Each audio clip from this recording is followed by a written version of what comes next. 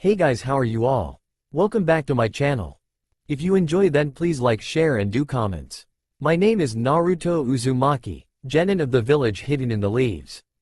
I'm 12 years old and I love ramen.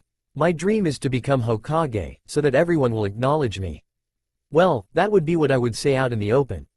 Besides my dream, and my age, rank, and where I live, the rest is just a part of my act. A mask, to disguise who I am to everybody else. But who am I really? Well, let's just say, I'm not as goofy, or hyperactive, or annoying as everyone else sees me as. In fact, I'm quite the opposite of all that. But why the mask? Why hide who you are? Before I answer, let me tell you about the time when I had change. Well, it was another day of stupid, D-ranked missions that are really getting on my nerves. I mean, the first 10 were acceptable, but 5 months straight. It's annoying. I mean, come on. Cleaning gutters, washing or painting fences, watching kids or pets. And then there's the damn cat Tora. Even the Kyuubi, whom I've known about since year 1 of the academy, agrees with me about that stupid cat. If I ever see that cat again, I swear to God, I'm taking over your body, and I'm strangling it. Better hope that I don't beat you to it, Q-chan. Oh, and by the way, Kyuubi, the 9-tailed demon fox, greatest of the Biju, is a girl. That's right, a girl. Giggles. What? Nothing really, except, you called me Q-chan. Giggles again. Hey, I did, huh? Well, I meant it. You're like the big sister I never had. At that point, Kyuubi blushed hard. Really? You mean that kid? She said with hope in her voice. Yeah, Naruto. But why me? I'm the reason you're hated by the village. I'm the reason you're in the hospital often. After everything that's happened because of me, you still don't hate me? Why? And at that time, I knew that Kyuubi was serious. We've never really had a serious conversation since we first talked to each other. And it kind of threw me off guard. She didn't understand why, after all of the name-calling, the beatings, and near-death experiences, I continued to believe that I could change them. Why I didn't want my life to end, why I didn't hate her. I mean, I did at first, but when I heard her story, of how she was controlled somehow by some human, I couldn't stay mad at her. The heat of that question was killing me. But I did not fall to the pressure. I stood my ground. And then, with great conviction in my heart, and pride in myself for saying this, I said, because you are precious to me. I know why the villagers hate me. I've known for a while now. They've been blinded, Q-chan. Blinded by anger towards you. Blinded by fear of you. Fear of me. Blinded by grief of the ones they've lost that day. But through all of the beatings, all of the cursing, kicking me out of homes, never giving me any food, never giving a damn about me. I understood them. I understood their troubles, their greatest achievements, and their greatest flaws. I understood all of them. And from then on I also understood, in order to protect those who are precious to me like you, the old man, aka the third Hokage, Iruka-sensei, everyone here, including Sasuke, I must do what I have to. I must endure. Because in the end, whatever doesn't kill me, will make me stronger. Is strength the only thing you need, Kit? Girl, are you crazy? It'll never be that important. But like I said before, you, my friends, my home, are what are important to me, and I will gladly give my life for all of you if it was to be used protecting you. Thank you, Kit, she said, crying tears of happiness. Sniff, sniff, you're welcome. Now that the moody stuff's out of the way, why don't we go train? Sure, and boy did we train. Apparently, because of Q-chan, I can use all 5 elemental chakra. Neat, huh? Oh, and I know tons upon tons of justice that I'm just dying to use. But the old man and Kyuubi asked me to hide my strength until I felt the need to. And with the Chunin exams coming, this was the perfect chance. I had to show them who I really was. I was tired of lying. Q-chan was tired of almost coming out, in order to stop constant beatings of the villagers. And the third Hokage was kind of tired of the council writing him about me. So the night before the exams, I went to the Hokage tower to pay the old man a visit. I walk in and sure enough, he eyeballing the mess out that crystal ball of his. Probably peeping in the hot springs. Perverted old coot, Q-chan thought, which I assumed was hilarious because I ended up laughing so loud that it brought the third out his gaze. Surprised to see me, he said, Naruto, what are you doing here? Shouldn't you be getting ready for the Chunin exams tomorrow? He said with a surprising look on his face. Like you didn't know I was coming. So to keep the eavesdroppers confused, I ask a question that would put my unmasking into motion. Gigi, can you use a justice that uses sound? In other words, there are people listening to us right now. Can you put a sound barrier justice up so that they can't hear us? Yes, I can, Naruto. Do you want to see one? Translation. I'm putting it up now? Oh cool. Huh, that'll teach you guys to listen in on us. Maybe I should as the old man to teach me this just you. When I get a girlfriend who would accept me no matter what, it might see, but before I could even finish my little thought, a red furball we all know interrupted me. Boy, stop thinking such perverted things. Kyuubi said while wagging her tails. Killjoy, I said, then I heard a slight giggle. When we thought it was okay, we began talking for real. So Naruto, what can I help you with? Hokage-sama, it's time. I'm going to do it when the Chunin exams start, I said in a serious tone. Whenever, and I mean whenever, I called someone their proper name and title, it usually means that I'm serious. The third was a little worried when I said, it's time, but he understood. I see. Are you sure you're ready? I've been ready since the day I received this headband. As of right now, the beatings will end. The pain will go away. And the hyperactive knucklehead ninja in the orange and blue jumpsuit will be a thing of the past. I mean, I won't forget what I've done or what I've been through. I mean, how can I? I mean with ounces of rotten food consumed, the countless beatings, the number of hospital visits, the number of times my apartment was vandalized, the day one of my Anbu guard were killed, just to get to me. I paused and began to cry. But they were tears for freedom. Yes, I cried for freedom that sure enough tomorrow, I would receive it. And what was I free from? I wiped away my tears, straightened up, and answered that question. Hey, you know, it's quite funny if you think about it. All my life L acted like a fool. The dead last, always happy, annoying, supposed to be emotionless punching bag of the village. They played me like a joke. It never got old to them. Well, the joke's on them. Because today, that boy has changed. That boy is closer to becoming a man. And as of right now, I paused again, reaching up to my face as if I was removing something. Hint, hint. Then I continued by dropping my hand down, showing my extended claws and canine teeth. And with a long sigh, S boldly spoke. Finally, this mask will come off. As of now, and I mean right now, I am free. And free I was. I actually slept good that night. Naruto's POV. It was time to get ready for the Chunin exams. I had a plan that would make everyone's head spin. This would put me on the map for sure. Part 1. Show them my intelligence. Details. I don't like bragging a lot, and I'm not bragging or anything, but I'm way smarter than your average genin. I mean way smarter. If records serve me right, I'm as smart as Shikamaru Nara, the only genin that knows my secret. He asked once or twice when I was planning to do this. Boy, is he going to think that this will be such a drag. I know a lot of things. Things that I could possibly get killed over, or get other people killed over. How? Kyuubi, of course. When you're as old as I am, you tend to pick up things. She said. I wasn't shocked. She's like as old as time. I mean, how she not pick up things could. But now that information is mine and I'm a very valuable asset, or a major threat to the village. FYI, I will never betray my village. Never. So I will use the knowledge I know to blow any self-proclaimed scholar out the window. Part 2. Show them my strength. Details. This is the best part of my plan. Everybody thinks that I'm weak, that I have a few just you that will only get me so far. And by some villagers and shinobi, I'm either really lucky or Kyuubi is helping me out. It's a little bit of both, to be honest. Hee. The second part of the exam is a survival test. We get 2 scrolls and go to a tower. But each team starts off with only one. So that means we have to get the other from another team.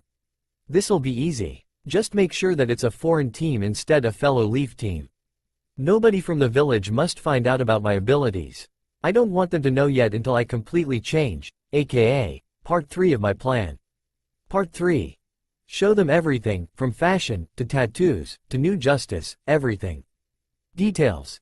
I'm going to do this at the third part of the exam. To be honest, I like orange, just not a lot of orange. I also liked red. Boy, this outfit was hard to pick out. So to start off, I put on a black t-shirt with sleeves that a length of about 3 inches above my elbows. I wanted to show off my tattoo. Yes, I have a tattoo. It was Q-chan's idea, but I would leave that for later. The shirt would have a red spiral in its center. Next I put on the same type of jacket the fourth wore back then, except it was white with an orange flame trim. On the left sleeve there was the leaf symbol. And on the right, there was my red spiral. On the back there was a kanji that symbolized the word, believer.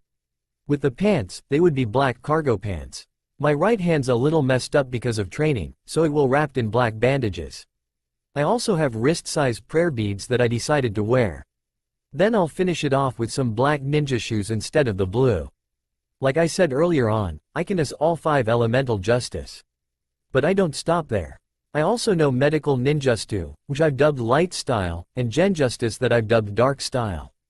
I also created a new element everybody can use. It combines fire and earth. I've dubbed it the metal style. You need to know at least one earth style just you, one fire style just you, and the shadow shuriken just for you to use this. Wearing. This was a freak accident caused by combining just you. I did not think it would make something more. Now when are you going to do this part? Kyuubi asked, curious as usual. Okay. I know that the Chunin exam consists of 3 parts, so I'll do it at the end. To keep suspicion as low as possible. Well, hope it works. Yeah, me too. This is going to be so fun. I'll think I'll start part 1. Now. Just as I walked to where me and my team is supposed to meet, sure enough, Sasuke Uchiha, aka Mr. Gloom and Doom, and Sakura Haruno, aka the Screaming Forehead, are walking up. I've made nicknames to keep myself from cussing them out, but today, I've come down with a case of amnesia, so all bets are off. Before I say anything, the pink-haired shrew starts screaming at me. Naruto, why are you always the last one here? God, you're so annoying, she said in loudest voice possible. I didn't answer at first because Sasuke was staring at me, trying to decipher my calm face. So I broke the ice with, "Hey, Sakura?" I said with an upward affliction. "What now, Dobi? First off, we got here at the same time, and second, wait for it. I thought then I said it. Could you please shut the fuck up? I swear my head's going to pop with you screaming like you weren't raised properly," I said. Her and Sasuke's face were puzzled. I always liked that look for some reason. Always made me a little happy. This was why I was smiling after I said that. She could only say, "What? You heard me, or are beginning to go deaf?" God, it's like 8:15 in the morning. Nobody, especially me after what I did last night, wants to hear that shit. So be quiet. Oh, and you sand ninja, get out of the tree. The 3 sand ninja did that and then introduced themselves. There was a girl wearing a battle-ready kimono, and a huge fan. She said her name was Tamari. Next there was a boy with a puppet with bandages covering it. His name was Kankuro. Finally, there was a boy with red hair, the kanji for love over his left eye, and a giant gourd on his back. He was Gaara of the desert, and a fellow Biju container like me. Boy was he messed up in the head. They said that they were just scoping out the leaf ninja that were in the exam. That was understandable, seeing as all 9 rookies were in it this time around. Then they walked into the building. Sand siblings Pav. "Who was that boy?" said Tamari. He felt like he was one with the wind. I couldn't ignore him. I don't know, but we had to watch for him. He felt like Gaara for a second. "Hey Gaara, did he say his name?" That boy was strange. "Yes. While we were in the tree, he spoke to me through the wind." Naruto's note. I'll explain how I could do that later. Naruto Uzumaki.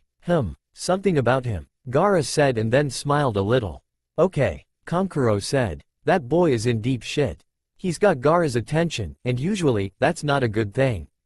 Tamari thought as they entered the testing area. Naruto's Pav, what happened to you back there? Before today, you were always loud and apologizing to Sakura about being late. Now you're calm and not talking shit. What did you do last night that made you act like this? Sasuke said. He was a little interested in me for a while now.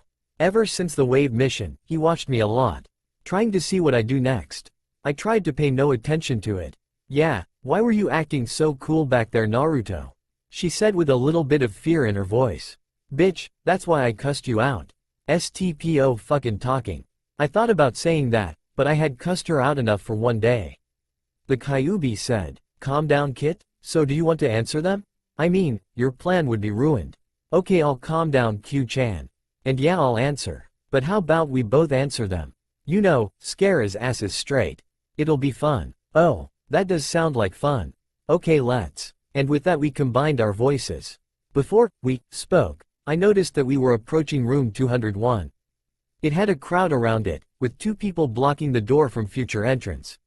So before we were even close to the door, which had a genjutsu around it to look like room 301 by the way, I signaled Sasuke to stop so I could answer him. Of course Sakura, being his little wannabe bitch, followed suit.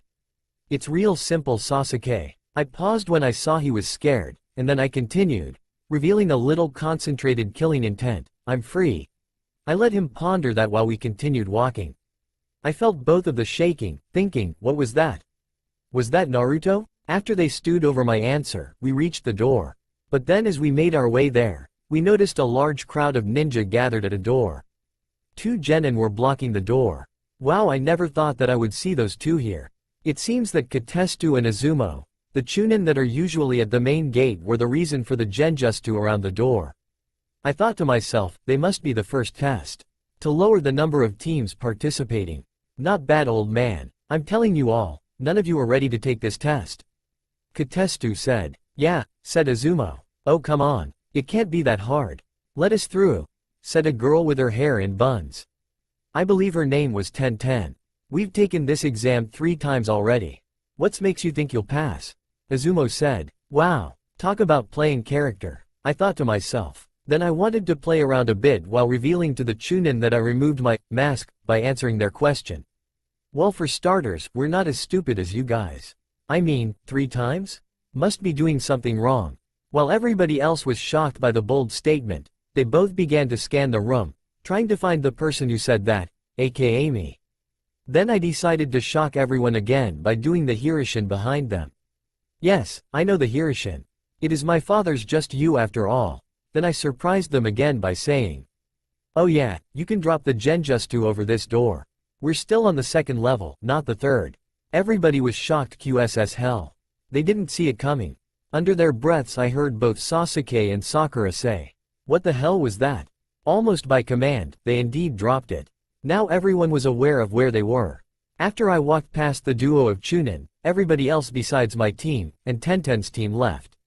The one of Tenten's teammates stopped me. He was from the Hyuga clan. You there, in the orange, what's your name? The Hyuga boy said. His eyes were trying to piece me together. I amused him by answering. Aren't you supposed to introduce yourself first before asking for someone's name? Geez, I heard a low growl by the guy. He looked a little pissed, which I did intend to get him. The other boy on Tenten's team started to talk to them, then they just stared at us. Me and my team walked away and passed Katestu and Izumo again. Before we went upstairs, I whispered through the wind, a technique I developed to spread info silently, to talk to them. Too much? I asked. No, just right, they said together. It's about time. Give them hell, Izumo added. Wouldn't do it any other way, I said while walking up the stairs. I could still hear them talking. You think they'll be ready to meet the real Naruto? Izumo asked. Nope, but they have to meet him regardless. Warning. This is the part when we first meet Rock Lee in the Naruto story. Naruto tried to fight Lee and got tossed aside. Now it's time for payback. Prepare to see Lee get his ass handed to him. Muhahahahaha. P.S. Add the music from the Samurai Champloo theme song when you read this. We walk down a case of stairs until we're in a gym-like area. I see the sign that tell us where the exams will start. We have like 20 minutes until we have to be there, so we were kind of taking our time. So we decided to wait inside the area where we're supposed to take the exam when a boy in green spandex, bandage wrapped around his arms, and a bowl cup, one mean bowl cut stops us. Please wait, one moment, he said as he jumped down. He had green spandex and leg warmers on. His hand were bandaged. His name was Rock Lee, I think. The boy was on Tenten's team when we were on level 2 of the building. He had great strength but had a good reason. For his strength was a double-edged sword. It would kill him, but it did not control him, and he was strong because of that. In a way, beyond the bushy eyebrows, and the bowl of a haircut, he was one of the best. For long, that is. Nevertheless, I respected him for it. A while after he introduced himself, he tried to ask Sakura out on a date. Boy was he stupid for that. Then everything I said about him was almost tossed out the window when he tried to challenge Sasuke. I mean, even with the Sharingan, he was unstable and his judgments were clouded. He was easily going to get beat, so I had to intervene. Hey you, Rock Lee, right? How about we make a bet? We only have 18 minutes and 40 seconds before the test, and Sasuke would take up time trying to fight you. So how about this? If you can beat me in 2 moves, you'll fight Uchiha. But if you don't, you have leave and go back to your team, no questions asked. Deal? The boy looked at me with confusion. Sakura was mad as ever. Sasuke had "what's he doing" face. Then Sakura starts yelling, "Naruto, get out of here. He wants to fight Sasuke, so let him fight and get his ass kicked." She yelled. That damn annoying voice again. God, I was like 5 seconds from slapping the spit out of her, but then I thought about it, that wasn't me. Sakura, didn't I tell you to shut up earlier? Well, if you didn't hear me, shut up. And shut up she did. Again, everyone there had that puzzled look on their faces.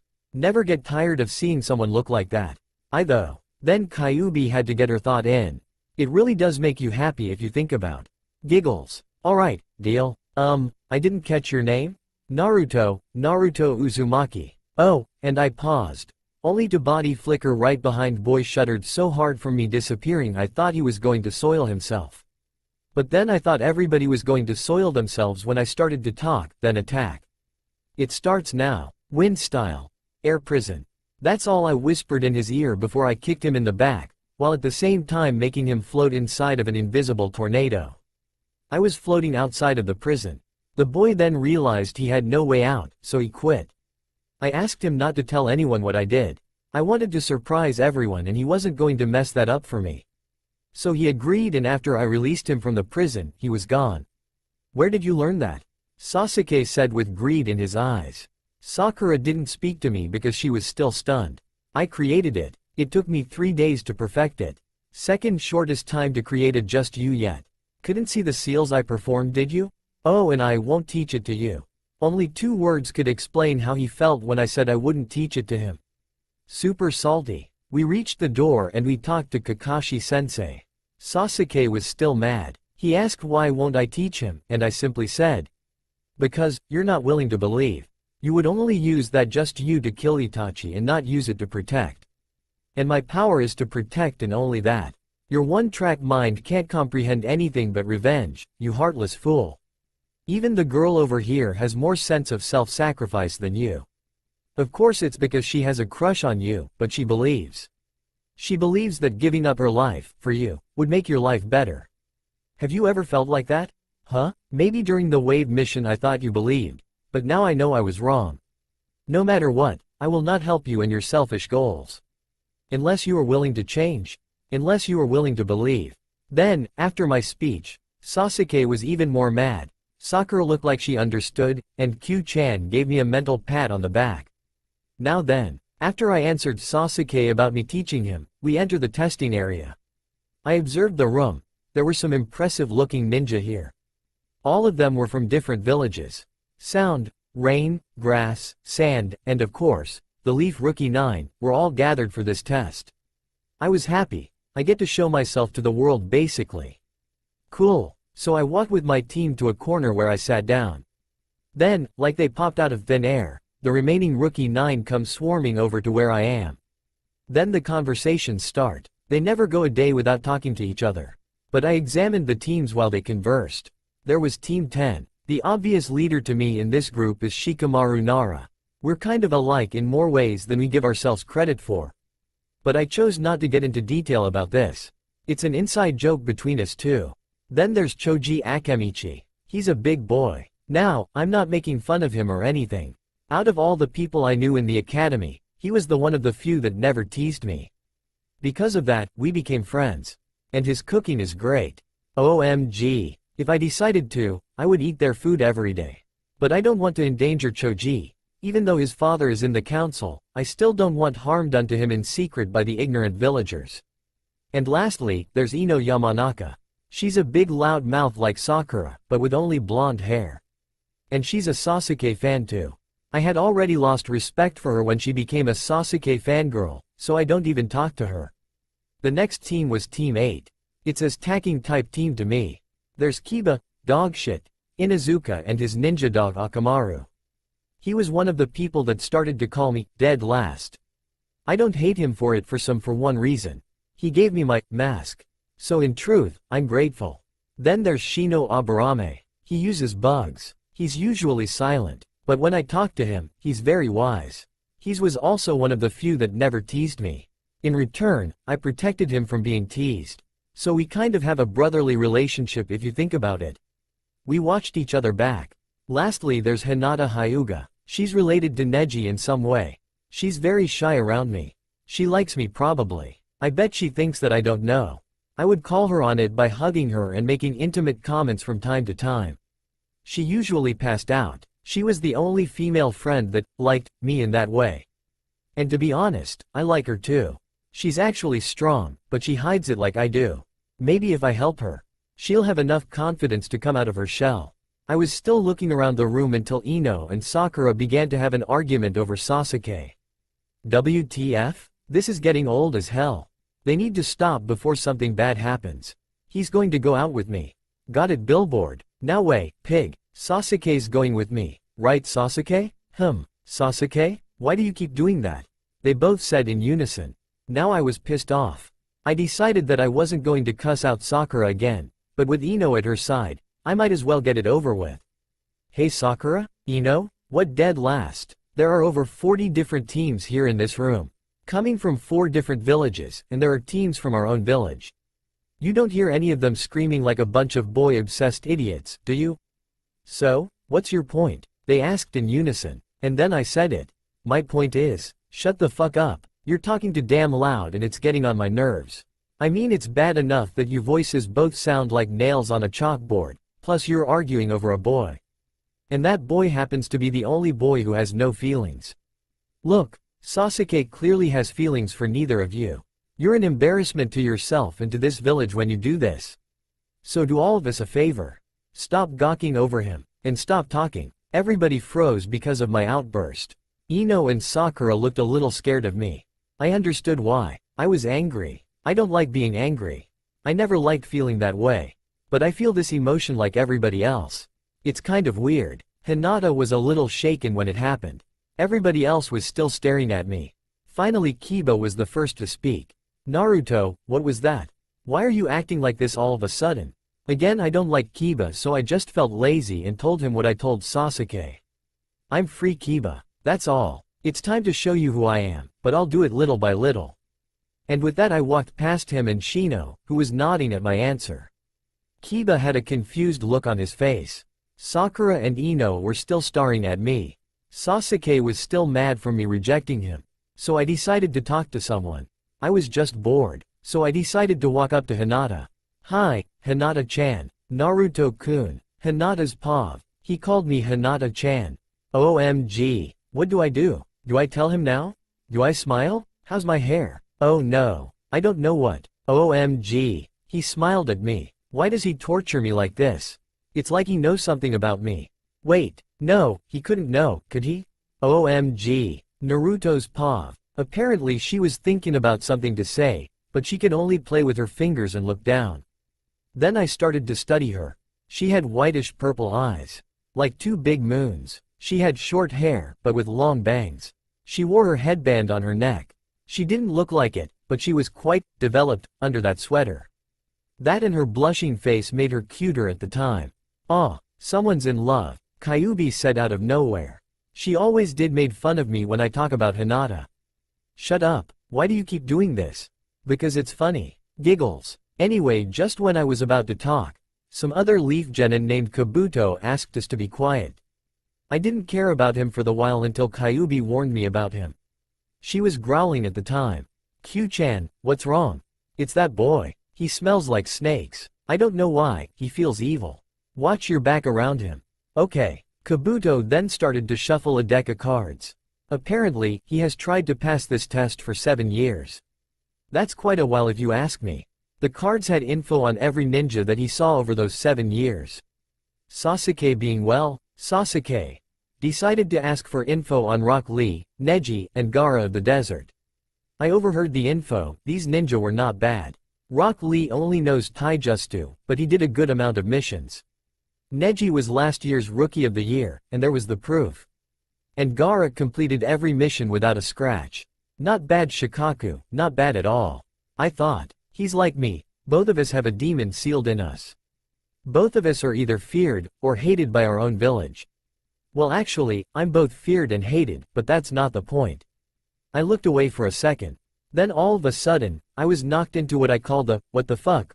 Look, because out of nowhere, Sasuke asked about my info. Somehow, Kabuto had it.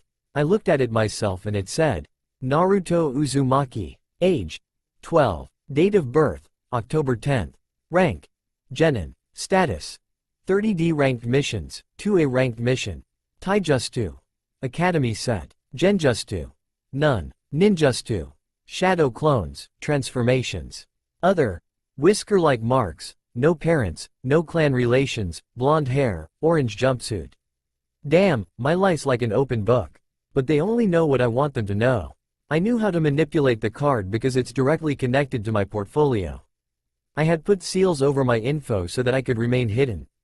Only the third Hokage, Anbu, or I had access to the sealed info. I was planning to show off anyway. So I unsealed some more stuff about me. Hold on, there seems to be new info coming in. Kabuto said. They were in for a surprise. He spoke. IQ. 280. 280? That can't be right. He couldn't be smarter than Shikamaru here, right? Ino said in disbelief. But Shikamaru had confirmed it. That score is correct. I was surprised too. But I got used to the facts. Naruto's the smartest genin in this village. It hung in the air. The sound of my score. The proof of my intelligence. This was heard by the others. I saw their faces, some were in disbelief.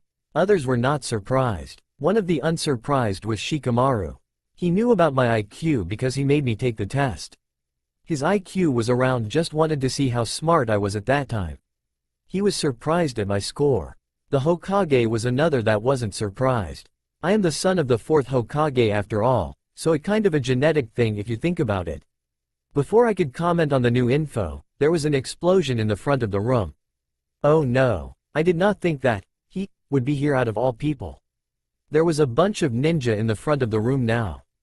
The proctor of the exam was one of my Genjutsu masters, Ibiki Morino. He taught me interrogation like Genjutsu. They hurt like heal, but they were cool. I knew Ibiki-sensei when I visited the Anbu HQ once. I asked one of my Anbu guards to take me there to meet her teammates. Then I ran into Ibiki. He was scary at first. Still is if you ask me. Alright punks, listen up. I am the proctor for the first part of the Chunin selection exams. Please take a random seat. And like that, we were all sitting down. It was time. I could stand it. I was so bubbly with excitement, but I had kept a calm, stern look. Ibiki had started the test.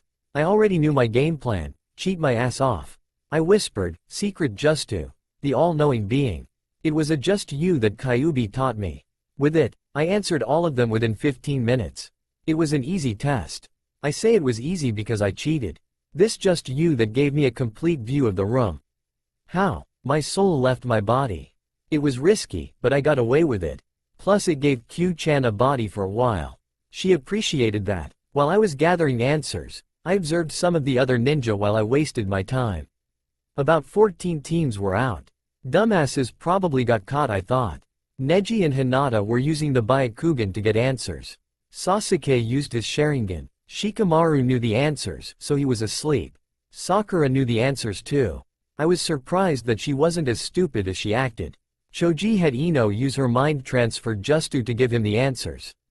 Gaara had used some sort of sand eye. I come back to my body from gathering answers, and then I see Hinata crying. She was right next to me. I didn't want to get caught talking, or get Hinata caught. I had used about half of my chakra on my last Just You, so I couldn't do that again. So I decided to use a Just You that I've used in the past. I focus, created 10 hand seals, breathed inward, and spoke. Wind style. Whispering soul. I heard Hinata cry even more. I couldn't stand it anymore. I had to talk to her. The Just You I performed made that possible. I pumps chakra into my throat, and then I expel a subtle gust from my mouth. The gust, powered by chakra, then floats into the air. Now whether someone notices the chakra-filled air or not depend on that person. I can send messages and hear other people talking. It's pretty useful Just You. So I asked Hinata, "Hey, it's Naruto. Why are you crying? I don't think I'll make it. I'm scared." "Of what?" "I scared of bringing my team down because I'm weak." No. She was lacking confidence. That's why she passes out near me. She's too shy to tell me how she feels about me. I had to help her. Hinata, who has the right to call you weak? No one. Who tell you what you know or don't know? No one but you. Listen to me. If you believe that you are weak, then those who told you are weak will be right. I heard her whimper more. That part didn't help as much as I had hoped. But I knew the next part would. But you can't listen to them. To keep going, never to backing down. Believing in yourself, that's what makes you strong. And if you don't believe in you, then I'll believe in you. Everyone can change. They just have to believe that they can. They have to believe that they can break the chains that hold them, to be willing to go through hell and back, in order to change who they are. So please, Hinata-chan, believe in you, like I do. And please stop crying, you're too beautiful to be so sad. She turned to meet my eyes. She was still crying, but they were tears of joy. She was also blushing. I guess I helped out after all. I then told her that I was sending someone to comfort you. She said okay. Summoning Justu. Fox. The fox I summoned was blue and white, with 4 tails. Each tail had a kanji that represented the word loving wind. He had an X on his forehead. Ryan? Yes, master? That girl over there, with the whitish purple eyes. Go over there and keep her company. Okay? Yes, master. Her name? Hinata. And with that, he flickered over to her. He was under her sweater so he could stay warm and hidden. Hinata's paw. I thought about who Naruto was sending over her. Then I felt something move in my sweater. I looked to see what it was. It felt furry. It turned out to be a blue and white fox with 4 tails. What surprised me more was when the fox talked to me. Hinata? Yes? Who are you? I am Ryan, a fox summon. Master Naruto sent me here to comfort you. I don't know how, but I guess sitting between you and this sweater must be doing the trick. I was surprised. Naruto knew the summoning Justu, and he used it for me. OMG, maybe he does know. What do I do? I was knocked out of my train of thought when Ryan was snuggling between my chest and my sweater. It tickled. Naruto's paw. After I comforted Hinata, Ibiki had stopped us from taking the test anymore. He was about to give us the last question. He explained the rules for answering the last question. If someone answered the 10th question wrong, they were automatically failed. That person and his team would also fail, and never be allowed to take the exam ever again. A lot of people raised their hands to quit the test. There were 26 teams left. He looked over the remaining teams before looking at me. I nodded at him. He nodded at me before he said, "Okay then. Congratulations. You all pass." "Wait a second. How?" Tamari said. Ibiki was about to answer her when I interrupted. Can I answer that?" I said. Everyone looked at me with confusion, especially the genin of the leaf. Sasuke was staring hard at me. "Surely, if you can," Ibiki said, trying to challenge me. So I said, one of the objects of the test was to see how well you could gather information under stressful situations. In other words, see if we could cheat without getting caught. This test simulated a mission. On missions like this, your ability to gather info would sometimes be a vital part in completing it.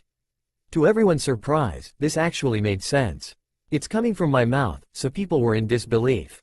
But Ibiki confirmed my guess. Then I continued, and the 10th question was what he said about quitting, or answering it. Some instances on missions will put you and your teammates in some form of danger. The 10th question was really whether you risk the status of your teammates, or ensure their safety and try something else. Again Ibiki confirmed my guess, and everyone was still surprised. Several genins POV. How did Naruto know that? He must be hiding something. I will find out what. Sasuke. That can't be Naruto, could it? I mean, he has the lowest scores in our graduating class. Sakura. Naruto? Ino. Show off. Shikamaru. Wow, Naruto's smart? I didn't know. Choji. I knew it. He's hiding things from us. He's a threat to our plans. Tamari. Naruto, Uzumaki, Gaara. Interesting. Neji. Wow. Naruto-kun's, Hinata. Naruto's paw. We were now walking to the next area of the test. After the test we followed our next proctor, who was one of my Taijutsu masters, Anko Mitarashi. Advanced Academy Taijutsu, Kickboxing and Aikido. I was also taught Muay Thai and Capoeira by Kyubi. She's knew a lot of martial arts from different countyres, but those two stuck out to me. I sometimes called Anko Nichin, because I found out that she was one of my Anbu guards while I was growing up. While we left Ibiki-sensei to follow her, I spoke with him, via wind. So, too much? I asked. He laughed. Are you kidding? I say it was worth it. Their faces were priceless, right? Of course they were. It's me, for crying out loud. Right, well, I'll see you at the final round, right? This will possibly be the last time I say this, but, believe it. The remaining teams were now in front of the next area we'll be taking the test in. It was training area number 44, aka, the Forest of Death. Anko Nichin was explaining the rules for the test. It was a survival test. Each team is either given one Earth Scroll or one Heaven Scroll at random. Our objective is to get both Heaven and Earth Scrolls and go to the tower that's in the center of the forest. Simple enough. She gave us waivers to sign, so if we die, it wasn't the village's fault. I was signing the paper when a kunai flew past my cheek, cutting me. Anko then pops out of nowhere, just to screw with me. You know the ninjas that don't pay attention, are usually the ones that are the first to die. She said behind me, licking my new wound. I decided to mess with her too, by using the Hirishin to get on her back. She didn't know that she was leaning over a shadow clone. Then I put a kunai to her neck. At this time I was using the air to balance off of her back. Well, lucky for me, I'm not one of those ninja. You should have known that by now. Don't fuck with me, she screamed. She was mad. I was laughing my ass off. What? You started it, I said, still laughing at her. So, you don't mess with me like that. She then grabbed by the neck and whispered in my ear. Why did you use the Hirishin? You could have been caught. I know. I want them to know. It sounds bad, but it's a part of my unmasking. Which part? She asked. I was giggling. Part 2. Wow. Okay then, don't overdo it in there. We have to fix that when you guys are done. Okay Nichin. Shush. Don't call me that here, I'm not Anbu anymore. I was a little hurt. So? You're still my big sister to me. I said, laughing again. She smiled and wrapped my wound up with a bandage. She didn't act like a big sister all of the time. But when she did, it was pretty cool of her. Everyone handed their waivers into Anko, who in turn, handed one member that represented their team, a random scroll. I received the Heaven Scroll. We then walked to our entrance gate. Sasuke apparently was watching me the whole time. What was that? He said. What was what? I said, acting kind of stupid. You know, that thing with the proctor, it was like you guys knew each other. Sakura said, adding herself into our conversation. I was tempted to cuss her out again, but I just answered her question. I do know her. I usually run into her when I go to the homage's office. I said, lying through my teeth. She bought it, but Sasuke was still asking me a question. I don't care about the proctor. What was that technique that you used to get behind her? Of course, he wants me to still teach him something. He hasn't even tried to change. But it's just one day. You'll know soon enough. And with that, he walked away from me a little. Then I noticed that Ryan had popped up in front of me. Well, something to rub in their face. Aw, look at the little fox. So cute, Sakura said. Her voice wasn't ear-splitting loud. She noticed that it was on my shoulder. Naruto, where did you get this cutie? She said to me before screaming again. She was looking at Ryan's tails. Why does it have 4 tails? Naruto, you know that's not normal for a fox, right? I know. And stop screaming. This is Ryan. I summoned him. Hi, he said, scaring the shit out of her. He and I shared a laugh before he disappeared. And here comes Sasuke. Does this boy ever give up? Where did you learn summoning? I had the contract with me since I was in the academy. Actually, I signed it before we started the exams. I said, lying again. I hope that I don't start lying a lot. Whatever powers you're hiding, I will find them. He said, with his Sharingan activated. I'm not hiding anything. Well, maybe something. Before I could finish, Anko Nichin had told them to open the gates. Now then, before you go in there, I have one piece of advice. Don't die. That's Anko for you, always talking about death. Then she started the test. The second part of the Chunin exam starts.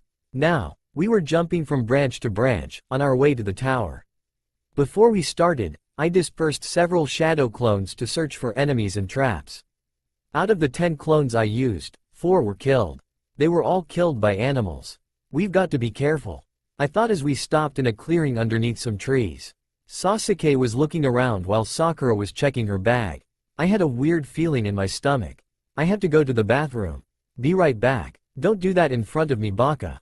Get the hell from over here.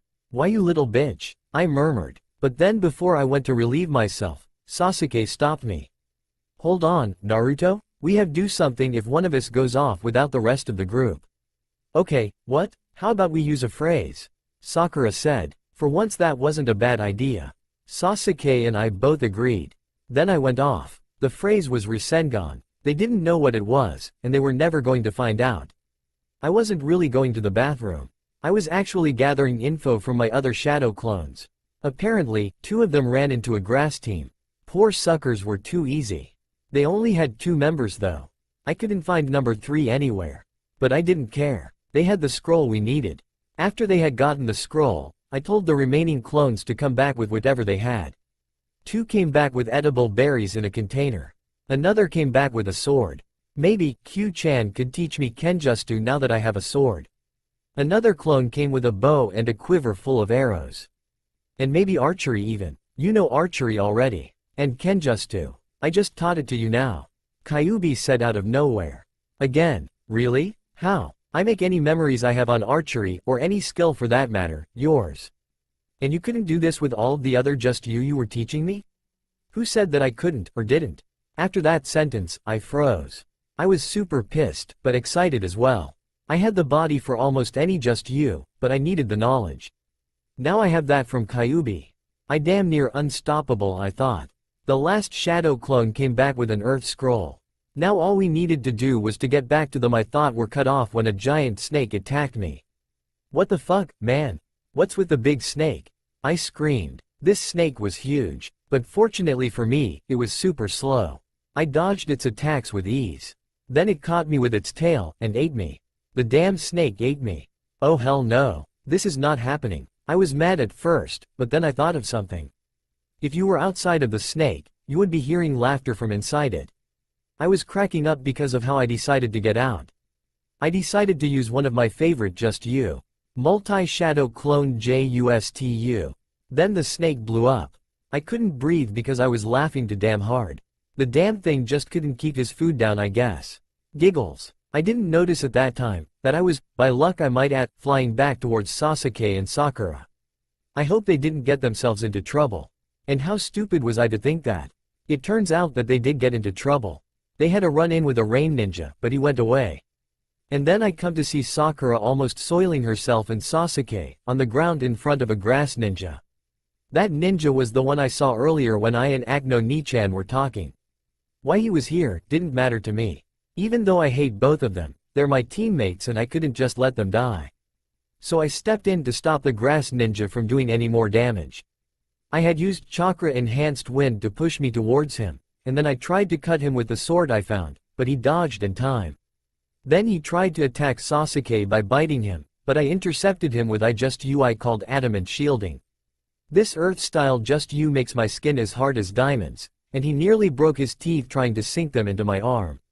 I flung his stretched head away from me, and then he started to chuckle. He spoke. Well, if it isn't Naruto-kun? Sorry, but I have no time for you. I have business with little Sasuke. Before I could anything, my stomach was in serious pain. I knelt over in agony. For some reason, Kyuubi was roaring her face off at this guy. I wondered why. Q-chan, why are you so upset?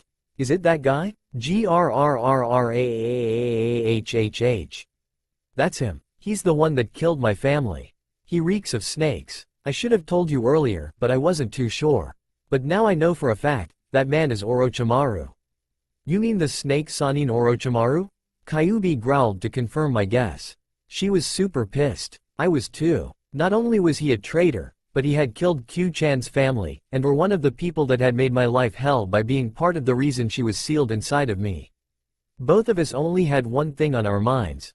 I'll kill you. And with that, I rushed towards him, ready to rip his beating heart from his traitorous body.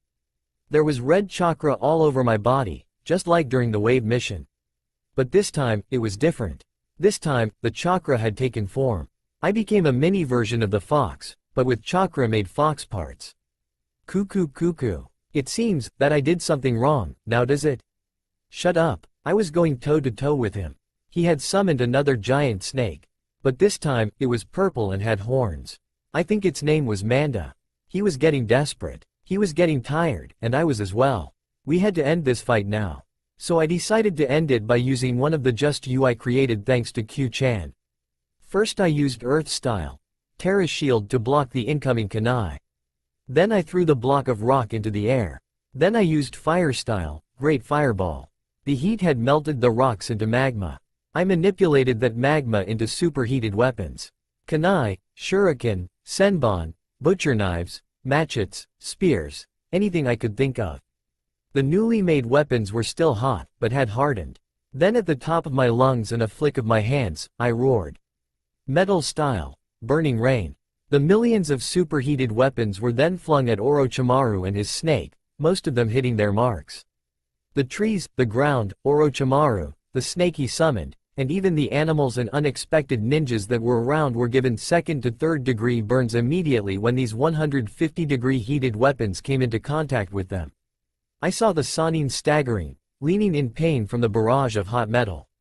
There were red shurikens still lodged in his arms and chest. I held the last spear of still siring hot metal, which burned my skin, even with the fox's chakra, and lunged towards him.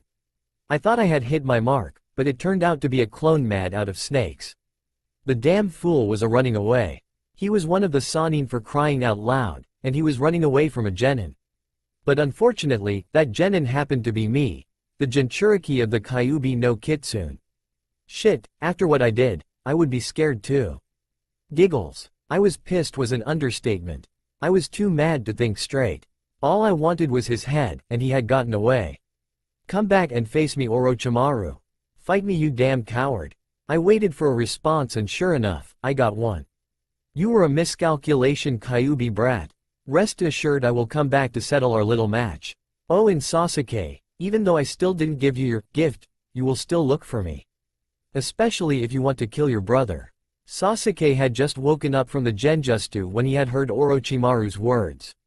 He was angry at the least. So he cleared his throat and said, "You're wrong, I did want to kill Itachi, and I still kind of do. I could never forgive him for what he did. Maybe that will never change.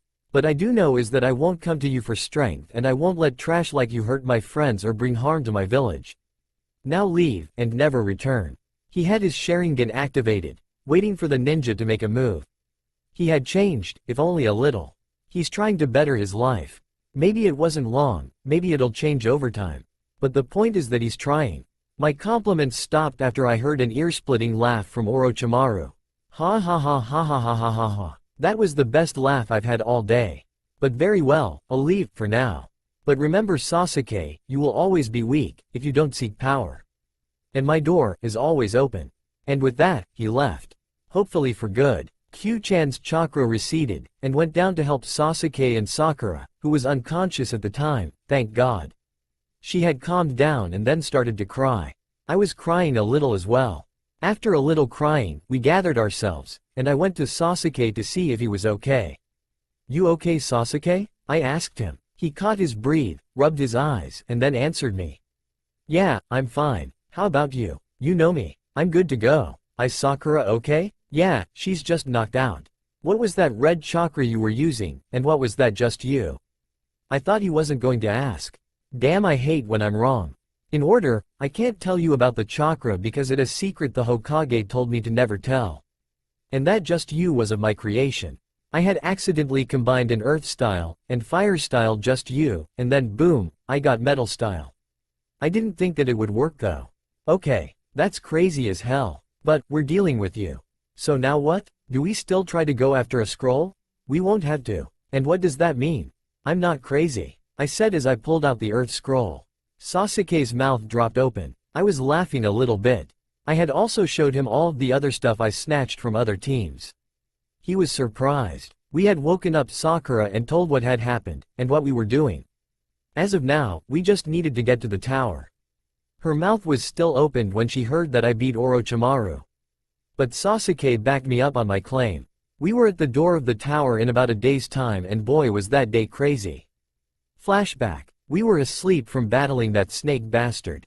He had done a real number on us. Sakura was watching over me and Sasuke as we slept. Sakura was then attacked by Sound Ninja. What do you guys want? We want the Uchiha boy and his friend. Stay out our way, and you will live, for a while. Never. Very well then. I'm sorry it had to come to this. Kill her, and with that, Sakura had gotten her ass whooped. But she hung in there. She even managed to knock out the other female ninja. But she was overwhelmed by the two men. They were about to attack her when Lee came out of nowhere and fought them. But even he wasn't enough. Then the area got more crowded when the young Ino Shikacho trio came and helped. They lost as well. The genin never stopped coming. After Lee was found beaten, his teammates Neji and Tenten were getting ready to attack. Neji was mad. Obviously, you like beating on the weak. But when it's my own teammate, you have to face us as well. Neji screamed with his Byakugan activated. The tension was nice and thick. The two men were scared shitless. It was thick enough for Naruto and Sasuke to wake up. Sasuke had Sharingan activated, while Naruto had Kyuubi's chakra in use, making his fox-like features appear. Together they said, Sakura, who did this to you? That would be us. And if you don't want to look like the other pathetic leaf genin littered around here, you both better come with us. Lord Orochimaru wishes to see you for something special, he said. Naruto was pissed as when he heard that traitor's name, but to his surprise, Sasuke was as angry as he was. For the first time, they were on the same page. You get the one with the bandages, I got the one with the holes in his hands. Okay Naruto? Fine by me. Let's do this. And with that they beat their ugly, Orochimaru worshipping ass back to holes they crawled out of. They said thanks to the teams that had helped them and then they continued to head toward the tower. End flashback. I thought we were never going to stop. We were greeted by medical ninja, checking for serious injuries. They didn't find any on me or Sasuke. But Sakura had a very mild concussion. She had to be monitored for the remainder of the test. We opened our scrolls to reveal Ruka-sensei. Apparently, he was to appear and explain the meaning of the scrolls, which I did not give a damn about. I was too hungry to care about anything. Then I remembered that I had that container of edible berries. I went to eat them, but then I decided to share with my team. I mean, teammates look after each other, right? We went to our waiting room, and then we saw that the sand trio were already here. Gaara was just staring at me. Like he was trying to see under me or something. I was worried about it until I had heard that Team 8 had made it. I was really glad that Hinata had made it. I ran over there to congratulate her, but Kiba was cock-blocking as usual. What do you think you're doing dead last? Why are you over here and near Hinata? Well, isn't obvious, bitch? I came to congratulate Hinata and you guys, on completing the test. Well, thank you, said Shino. I'm beginning to respect him more and more. Hinata walked right in front of me. Kiba was enraged over the bitch remark. Shino had held him back as promised. Hi, I said, simple enough. Hi, Naruto-kun, you know what? Can you please, drop the kun? I don't like it a lot. Just call me Naruto, okay? Okay, Naruto, Hinata said. She had that cut smile again. It kind of makes me feel different about her. I mean like good different. I couldn't explain it, but I can. You like her. Aw, that's so cute, Kyuubi said. She always does this. Why? Shut up. I was blushing hard. Hinata noticed and she was blushing as well. That means I'm right. So, what if you are? How could she accept me? Don't ever talk like that again or I'll stop healing you for a month. You are a great young man. You're only human. You have flaws like everybody else. And I'm not one of them. Stop being afraid of something that you refuse to let happen. You don't know what she will think about you until you confront her. Trust me, it'll work out. Are you sure? I said. She nodded in approval. So I asked Hinata to follow me. I made a shadow clone to keep watch of eavesdroppers. AKA Kiba. So what did why you wanted to talk about? Hinata, I said, grabbing her attention. Then without warning, without consent, I hugged her. She froze at first, scared as shit probably. But then she stopped resisting and fitted into my body, like a puzzle piece. We stared at each other for about 5 minutes before she kissed me. Hinata's pav. Oh god, I just kissed him. I don't know why. My body feels feverishly warm but it feels right. I can't seem to get away from it. Is it because of Naruto? Does he know? Naruto's pav. Hinata, I know. Naruto? I know that you followed me around since the academy. I knew that whenever we would meet up, you were coming to talk to me, am I right? You were trying to find me for some reason. At first I didn't know why you blushed in front of me, or fainted whenever I was close to you, like this, like right now. I said in a loving voice. She felt like rubber in my arms. Her legs were giving way but she stood. I knew from that kiss, that she knew that I knew. There was no holding us back anymore. Then she spoke. Naruto, I know. I've known for a while now. The way you talked to me. The ways you showed that you cared about me. The way you comfort me at times. She looked up at me. Crying. Was it tears of joy? Sadness? Or, once again my train of thought was smacked off the tracks by Hinata kissing me again. She was still crying. Then I realized, for the first time in my life, someone was crying for me. Me out of people. Okay, I get it. You know, you don't have to say it if you're not ready. I said, smiling at her. She had stopped crying, and just stayed there, with me. Then, she said the words that I've never heard in my entire life. For that moment, time froze for both of us. Oh, but I do. Hinata said in a cute voice. I like that. Okay, say it. Naruto, I love you. I love you too, princess. I said, kissing her again. This kiss was longer than the first. Her tongue was lodged into my mouth, but I liked it. I returned the favor. We walked back to the living quarters of the tower, after 25 minutes of talking. But things were different. We were holding each other's hand. We didn't want to, but we separated and went to our teams. I had used my whispering souls just you to give her a good night kiss on the lips.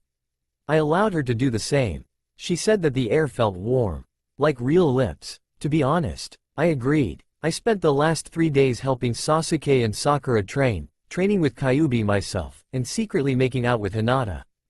Giggles were heard almost every day from somewhere inside the tower. On the 5th day, all of the genin that survived the test were lined up in 7 rows of 3.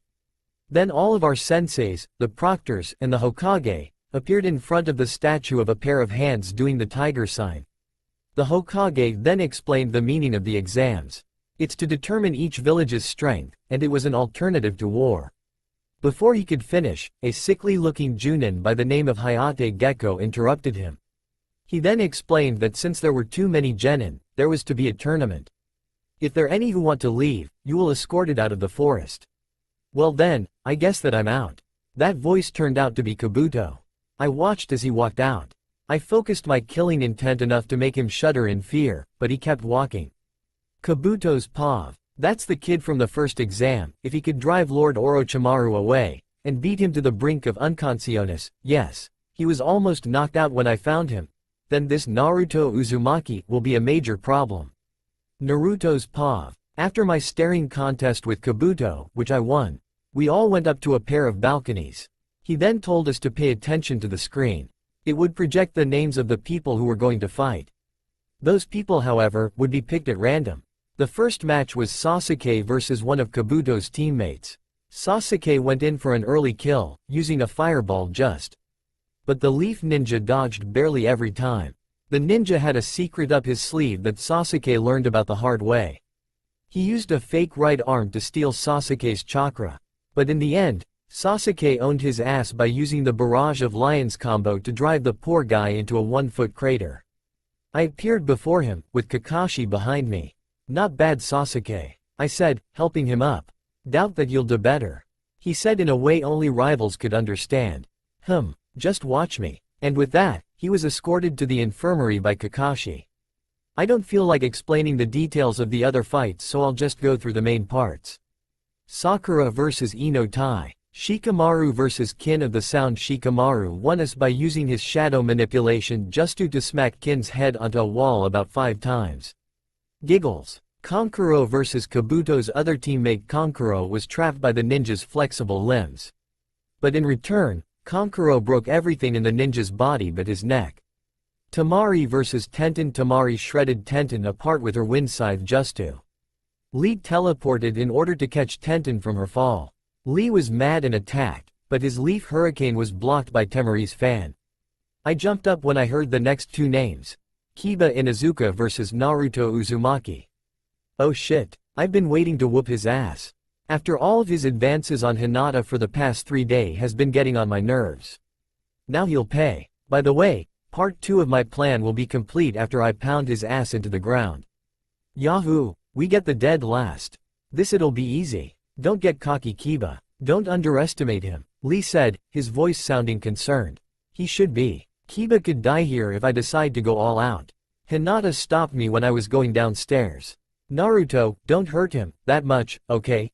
She said, giving a kiss on my cheek. Everybody's mouth dropped at Hinata's show of affection. Even her sensei was surprised. Sure thing, I said, kissing her on her forehead. Then I disappeared. Kiba had jumped down to the center of the arena. He was still staring at us. He then started looking for me. Where's Naruto? He was here a second ago. Right here. I had Ryan mark Kiba with a Hirishin seal. I had teleported right behind him. So, shall we get started? The match between Kiba Inuzuka versus Naruto Uzumaki will now begin. Naruto's paw. It was time for me to fight, and I've been waiting for this moment for a long time. I stood in front of Kiba, defiantly against his cold stare. It didn't faze me one bit. The cracking of his fists, the growls from Akamaru, and the stares of the onlookers on the catwalks did nothing really. They all stared out of curiosity, pride, and concern. But one thing was on my mind at that time. Kiba, you might be killed today. Forgive me. I charges at him with a kunai in my hand. He dodged successfully but was caught off guard when I threw something at his feet. What was that? Kiba said. Poor guy, he's about to get seriously hurt. Boom. There was an explosion. The audience was shocked at what I did. But there was a wave of relief when they saw that Kiba had dodged the blast. Akamaru was still on his head. That was close, wasn't it, boy? Kiba asked his partner. Akamaru responded with a bark. I had decided to get serious.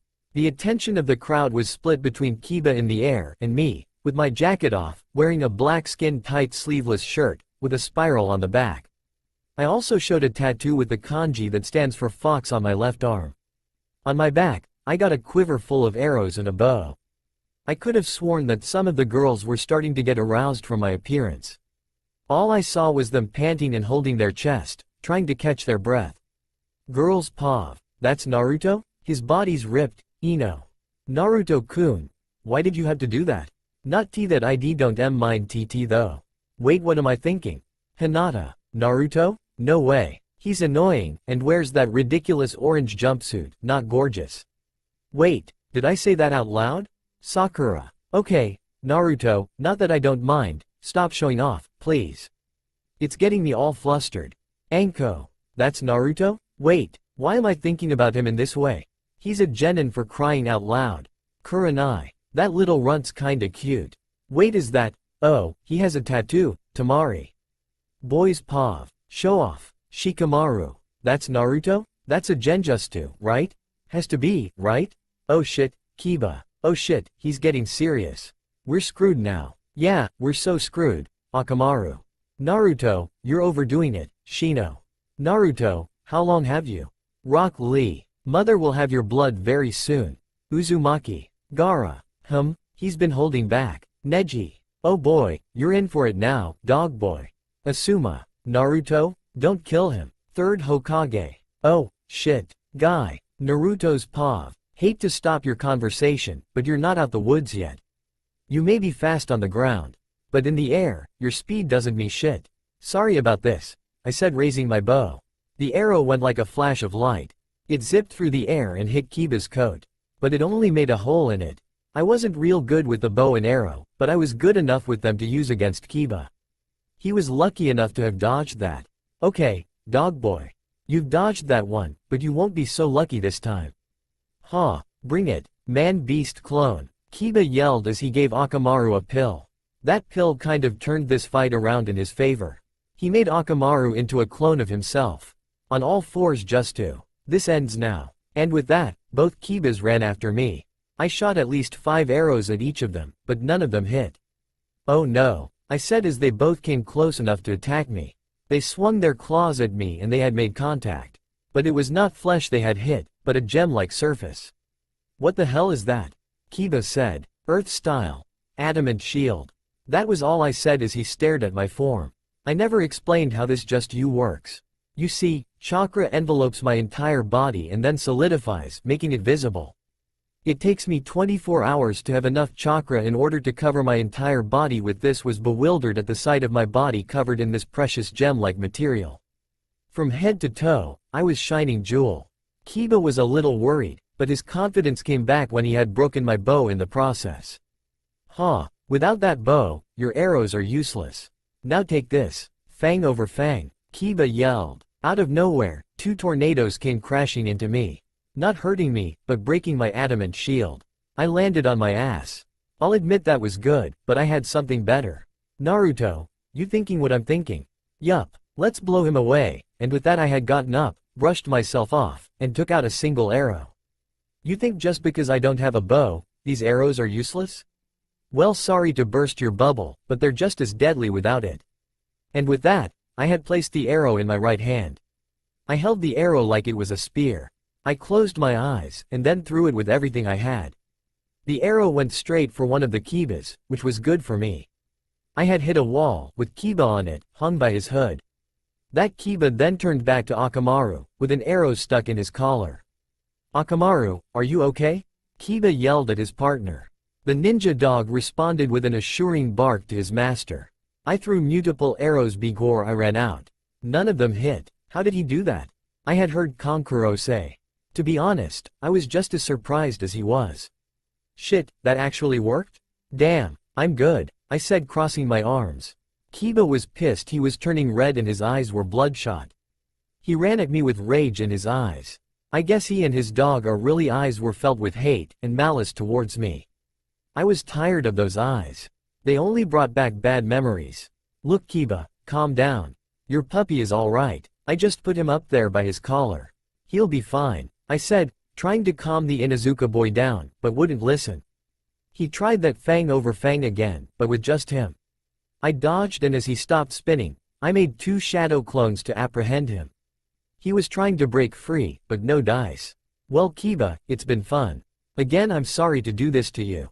I paused, and let out Kyuubi's key, killer intent, so Kiba would pay attention to me.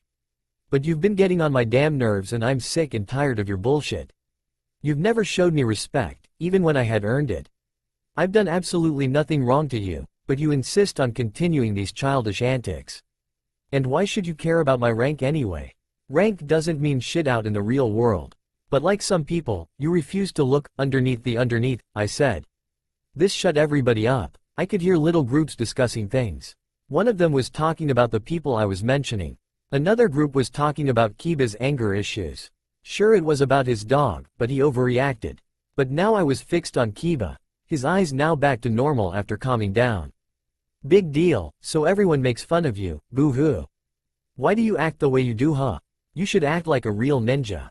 But then again, with your grades and scores, you're not really worthy to wear that headband. You're just another wannabe," Kiba yelled. Then he knocked the clones off of him before charging at me. Then Kiba and I were both stopped by Hinata, out of all people. I wasn't surprised when she defended me. "You're wrong, Kiba," Hinata said. "I know that this is hard for her. I hope she knows what she's doing. Naruto's stronger than you think. He's been through hell of a lot more than you. He's been through so much, all of the name-calling, being alone all of his life, but he never stopped trying. He never stopped caring for the people that did wrong, by never abandoned the people he considered precious. And because of that he's strong. So don't ever think of him as weak." Everyone was surprised by Hinata's outburst. She stood up for me. She didn't care about the possible consequences. All she cared about was me. But then Kiba had fucked up that moment and went too far. "What? You expect me to believe that bullshit? And why do you out of all people defend the dead last loser? If you don't, to leave this poor example of a shinobi alone, you'll end up being as weak as him, if not weaker." "Shut up, you don't anything about him." Everyone had frozen in their place. Well, except for Neji, who was agreeing with the damn mutt. Shino's bugs were hissing at Kiba. He must have been pissed. Kurenai's eyes became dull and scary looking. A massive amount of ki was directed at Kiba because of his response to Hinata's comment. Sakura and Ino couldn't believe what Kiba. I, on the other hand, had my gaze on Hinata, who was crying. Pissed the fuck off would be considered an understatement of how mad I was at Kiba. He had made Hinata cry, my Hinata cry. A giant amount of ki radiated from me. The entire audience was scared stiff. Even the adults were worried. I had put some chakra into my hands and made 10 hand seals. Then I extended my right hand and shouted, Wind-styled taijutsu, Buddhist palm. There was a big gust of wind that had smacked Kiba in the face. But it didn't stop there. Then he was flung back into the wall behind him. It had made a 10-feet crater into the wall. It looked like an imprint of my right hand. I know that some of the ninja were bugging about what I did to Kiba. Adult Shinobi's POV. Naruto, please calm down. Don't let your anger control you. Third Hokage. Oh, shit, damn, that looked like it hurt. Ibiki. Oh no, Kiba shouldn't have done that. You might die today. Giggles, Anko. Oh boy. Gecko. If you don't get killed for what you said, you'll be lucky. Kurenai. Your flames of youth might get extinguished today. Guy. I hope dad can stop him before it gets chaotic. Asuma. I had caught Kiba before he hit the ground.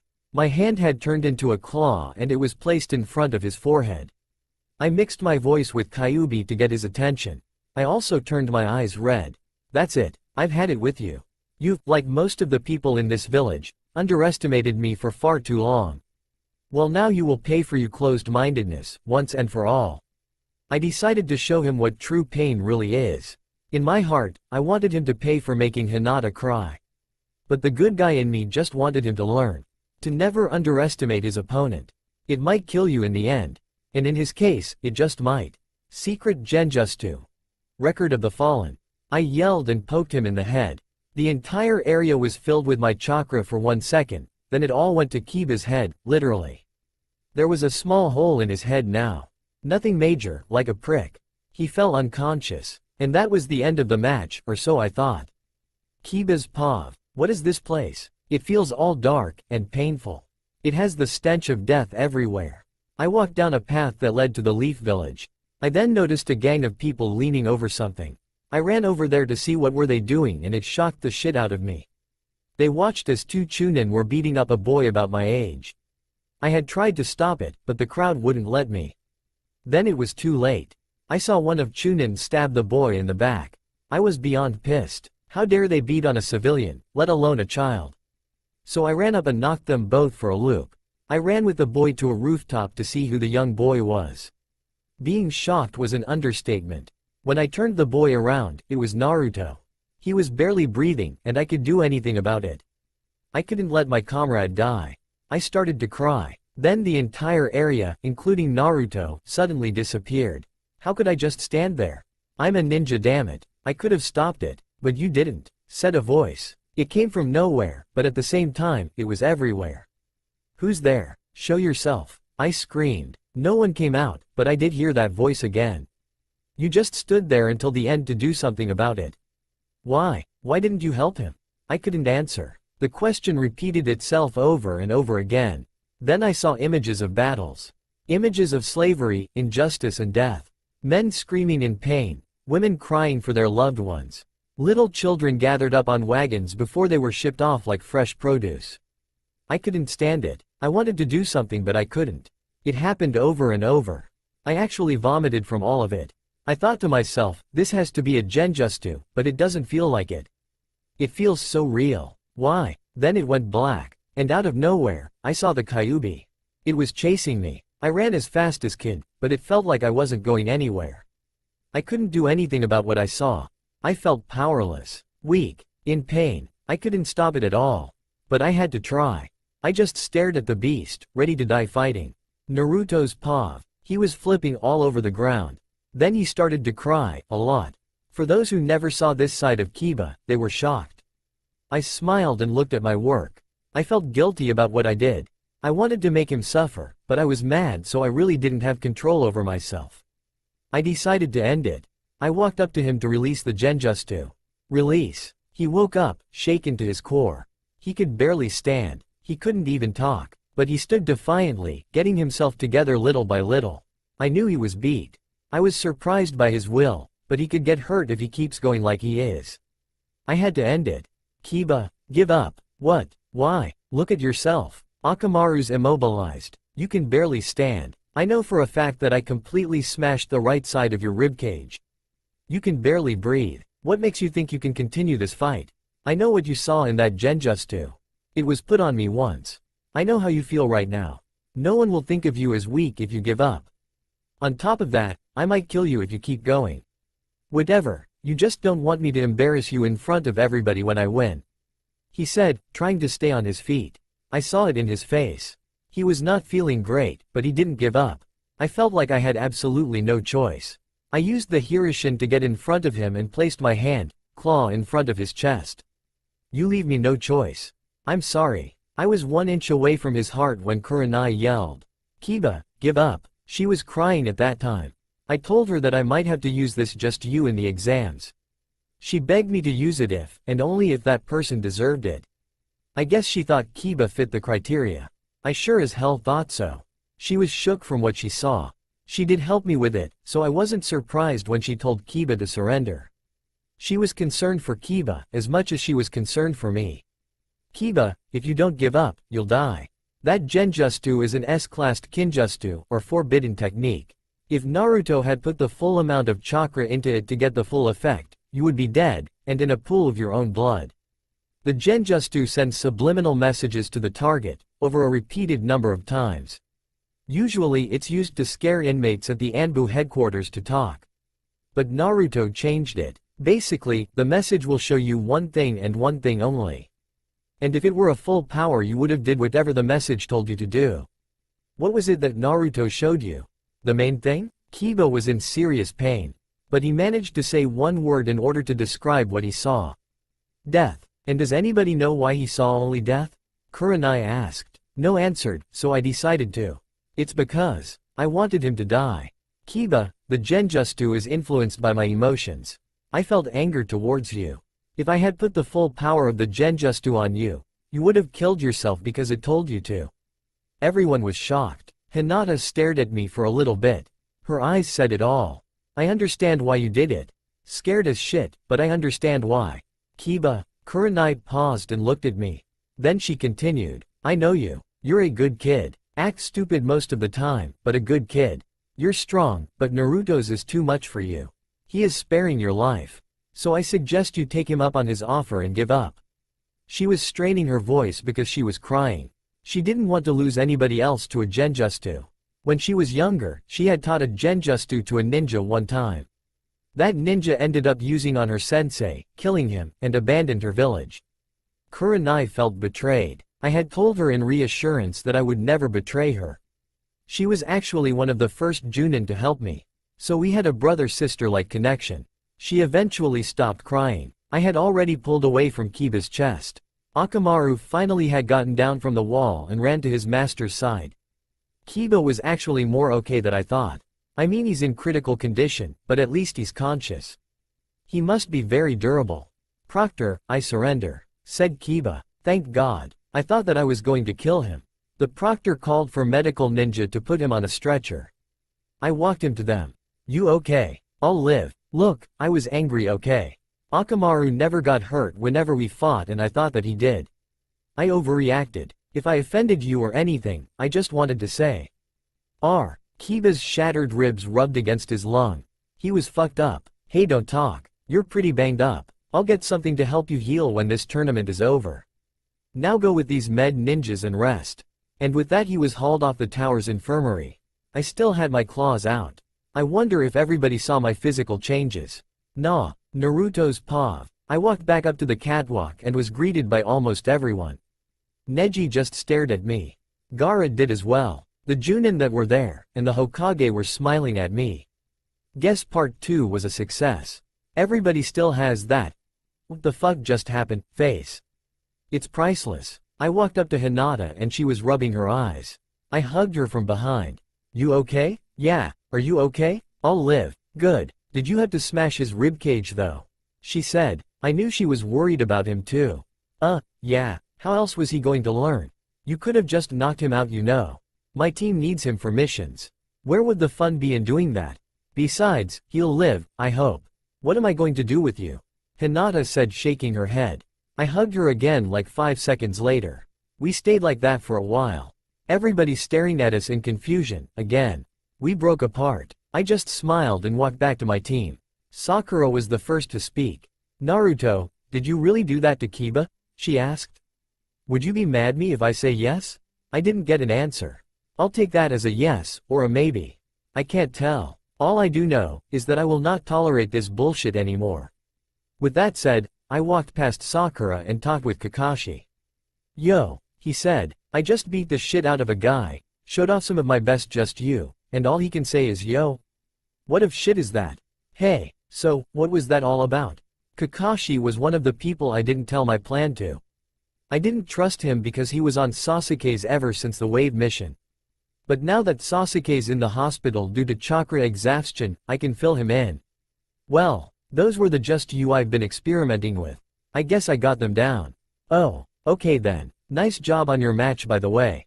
Thanks. I can't believe it, he's still worried about Sasuke. Get off his already you Cyclops. God, at least the rest of the adults are happy for me. Anyway, after my little mental rant, it was time for the next match. Rock Lee vs Gaara of the desert. Gaara let out the sands in his gourd. Lee was able to dodge it. Lee had great taijutsu skills.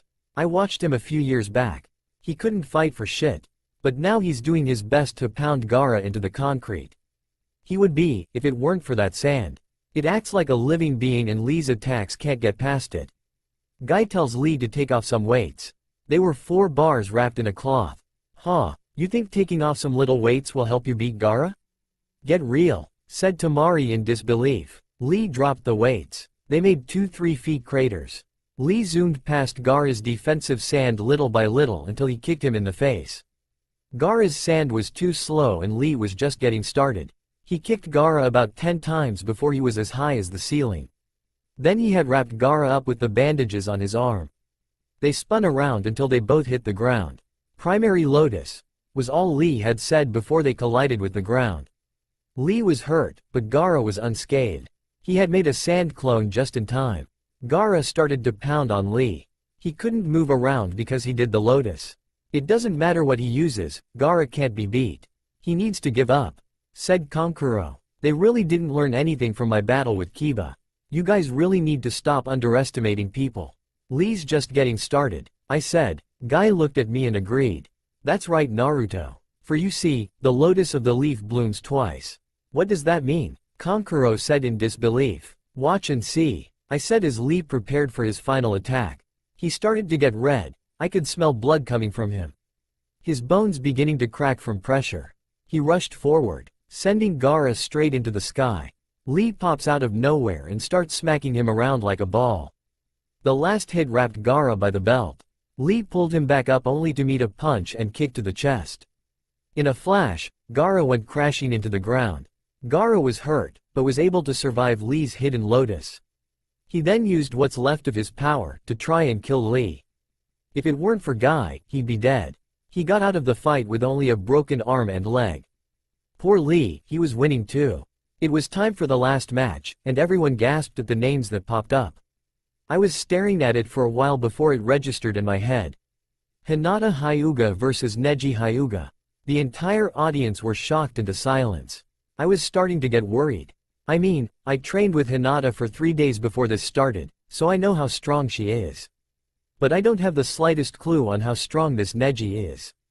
He's a mystery to me. They were about to fight when Neji started to talk. Lady Hinata, forfeit this fight, you're not fit to be a ninja. What? I said. I was starting to get pissed. I didn't even know the guy, but something about him seriously got on my nerves. Kit, calm down. Don't do anything rash. You could get kicked out of the exam. Q-chan, with all due respect, do you think I give a fuck about this test at this moment? I didn't receive an answer. She was always quiet whenever I was mad. She tries to let me sort my emotions out on my own. You can't deceive my eyes. You moved your eyes down when you saw me. This means you're remembering something. Something bad that happened in your past. You put your arms in front of you to close the distance between you and I. You then place one of your fingers on your lip. This is a defensive instinct which tells me that you're imagining physical harm towards yourself. In other words, you know what will happen if you fight me. So just give up. What was this bullshit that he was talking about? He doesn't know shit about her, I think. But the fact that he's pressuring Hinata to just give up without trying is completely stupid. You're scared of me because you're weak like Kiba said. You've been spoiled all of your life and never had worked for anything. So face the facts. You can't change who you are, you. Hinata, don't listen to a damn word he says. I screamed. I was pissed now. I could feel Kyuubi's chakra flow through me. I couldn't help it. To see her shake like that. It's just not right. Who the hell is he to tell you that you're weak? You know what you can do, and you know that if you try, you can win. So stop listening to this bullshit he's talking about and whoop his ass already. This was the pep talk I thought I knew she needed. She was a shy girl, but I helped her through that, if only it was a little bit. But she has to stop living in fear. It was all I could do. Naruto, thank you, Byakugan. I will not run away. Let's fight. Hinata was ready. Neji looked pissed, but also satisfied at her choice. This gave me a gut feeling, something bad is going to happen. She got into her fighting stance. Very well, don't blame me for what happens. Neji said with a smirk, and got into his fighting stance as well. Then the fight began. Hinata was on the offensive for quite a while. Neji was at a disadvantage. Hinata was winning for sure, until she had a palm thrusted into her chin, sending her back. She was dazed, but not out yet. She caught him off guard with a sweep kick and landed a palm straight into his chest. He went into a wall. There you go Hinata, get him. I screamed. Some of the ninja that were in the audience were surprised to see Neji losing. Of course I wasn't. I helped her with her stamina, and I guess it worked out. Neji went on the offensive, but he was hurt. We thought that Hinata was doing fine, until she coughed up some blood. She must have taken more damage than I thought. Neji was stronger than her. He was controlling this fight from the beginning. He started to pound at her like she was some little kid. I couldn't take it, but I couldn't look away. She was getting beat, but she didn't give up. After an exchange of blows, Hinata paused, trying to catch her breath. She looked up at me and smiled, before charging at Neji again, only to get hit in the chest one last time. Then he started to talk that same bullshit he was talking about earlier. Hinata, don't get up. You're only fooling yourself. I can see you're suffering from the burden that's been placed upon you. You carry the fate of the Hyuga clan. To be a selfish, closed-minded servant of the main branch. Forever cursed to be weak and helpless. This is your fate, and you can't change it. My skin was burning. If you paid any attention to me at this time, you would see that my skin was red. My teeth were now fangs, which I was bearing.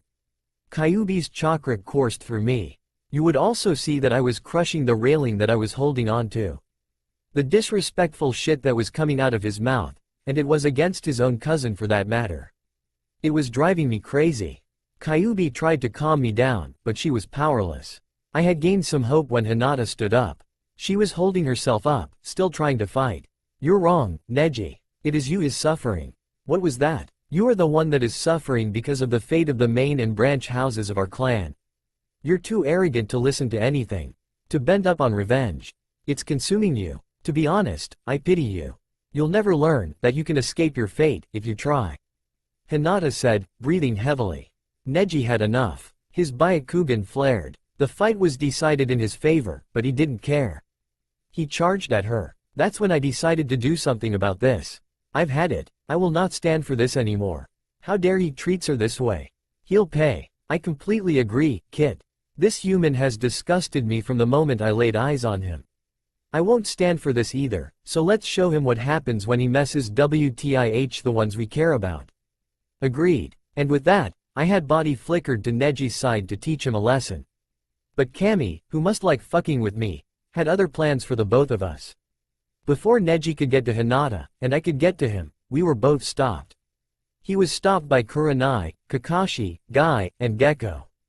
I was stopped by Anko Nichan, and the third Hokage, in his battle armor, holding me in place with a staff. Guy had tried to calm Neji down. Neji, calm down. You promised me you weren't going to let your grudge against the main house take control. Why did you and the others stop me? To protect the main house again? Neji said, trying to break free. Kakashi answered, no, we were protecting Hinata from you, and, he paused. He pointed towards me. Neji was shocked when he saw me. His white eyes had met my blood-red eyes. He couldn't even move. Actually, a lot of people couldn't move because of the ki I was exerting. I could have sworn that someone vomited. He saw me with Kyuubi's chakra activated, my claws full of it, ready to tear him to shreds. Satisfied by Neji's silence and lack of movement, Kakashi continued. We were protecting you from him. If that claw of chakra Naruto made had reached you, your head wouldn't be on your shoulders right now. Luckily, the Hokage himself stepped in to stop him. The entire audience was scared. To have the leader of your village stop you meant that you were either way out of line, or you were a major threat. I looked around, everyone was petrified because of my appearance. Audience paused. No human has that kind of chakra. Is he like Gaara? Baki. That's demonic chakra, but what demon is it? Tamari. What the? He's like Gaara. Kankuro. My Kikai are going crazy. What kind of chakra is that? Shino. Naruto. Anko. Oh shit. This is Ibiki to Anbu. Ibiki. Naruto, you've done it now. Shikamaru. He's just like me. Gaara. Naruto? What power is that? Ino. To have to be stopped by the Hokage himself, how strong is Naruto? Sakura. You dug your own grave. Guy. Oh no, that chakra. We've got to calm him down now. Kurenai. I've got to calm him down, before we all get killed. Kakashi. Naruto. I understand, but this is going too far. Third Hokage. This chakra, what is he? Neji. This is bad. If the Hokage lets him go. Gecko. Naruto's paw. Why did you stop me, old man? He doesn't deserve sanctuary for what he did. I was mad as hell. I wanted him to die. I wanted to rip out his spine and beat him with it. I wanted him to pay for what he did. For one, you're scaring everyone who knows and does not know why you look like the way you do. And two, you don't want to get disqualified because of this, do you? You will get your chance, I promise you. He made a good point. Neji was in the finals, and so was I. I decided to settle it there. He's lucky he's not dead. Su lucky. Anko whispered something in my ear that calmed me down as well. Naruto, I understand your anger. To have a loved one beaten like that, and in front of you. It's unbearable, isn't it? But you would be revealing your secret and people could have gotten killed. Please calm down. That bastard Hyuga will pay soon enough. I agreed. Then all of a sudden, Hinata dropped, unconscious. Kurenai had told the medics to come. She's not breathing. Oh shit. As soon as I heard that, I was let go and ran to Hinata's side. She was being raised onto the stretcher. They had let go of Neji as well. I had to help her. Stay where you are, I can help her. I said. The medics looked at me like I was lying. What can you do? If we don't do anything now, she'll die in 10 minutes. That's all the time I need. I said, looking at the third. He nodded to the medics and I walked to her. I had done about 20 seals before my hand was filled with a yellowish-orange chakra. The chakra felt warm to those who were near me. I placed my chakra-filled hand onto my chest. I sighed before I said, healing technique, piercing sun. The chakra covered Hinata's entire body. Every wound, mark, and scratch completely disappeared. I had started to work on her internal organs. When I was done, she looked like she didn't fight at all. She woke up a few seconds after, like she had a nightmare. Wah, what happened? You fought Neji and passed out. You were on the brink of death, but Naruto here saved you. Said Kurenai. She was crying. Kurenai's POV. I thought she was going to die. But Naruto saved her. How strong is he really? But back to the point, he must have used the Kyuubi's chakra. Thank you, Naruto. Thank Kami for you. Naruto's paw. You okay, Hinata? Yeah. Are you sure? Yes, I'm perfect. Why is that? I completely healed you. You just need to rest. Thank you. And before I even said you're welcome, she kissed me, full on the lips. I was super red. She got red as well and did something she hasn't done in a while. She fainted. At least she would rest. I made a shadow clone in order to escort her to the infirmary. I was a good few feet away from Neji. He had a look of disgust on his face, like he failed. You, Uzumaki, I have some advice for you. He says out of nowhere. Even after he saw me, he didn't even care. Like I was weaker than him. He better not say anything stupid. A ninja's supposed to exercise silence, so stop screeching like a cheerleader. Also, you have potential, but your actions are influenced by that worthless excuse of a ninja Hinata. I advise you to not to befriend her any longer, or you'll be weak just like her. This never shuts up. Look Neji, let me give you some advice. Never underestimate your opponent, it might get you killed in the end. Also, I still had Kyuubi's chakra in my system, so I decided to make my point heard. It had been 3 days after the second part of the Chunin exams, and I already have a plan for my training. I would find someone who hasn't trained me yet. Most of my skills are okay, but my chakra control could still improve. I need better exercises instead of the leaf balancing thing. So I decided to visit Iruka for some other exercises. Hello Naruto. You started to train yet? Actually Iruka Nissan, that's what I'm here for. I need some new chakra exercises. Okay, well how about the chakra radar? What? I didn't know we could do radar? That's so cool. Well first you cover your entire body in chakra. It'll act as a second skin. When you feel that you're completely covered, spread it outward. Your chakra will be in the air. Any disturbance your radar detects, you will feel a distinct feeling.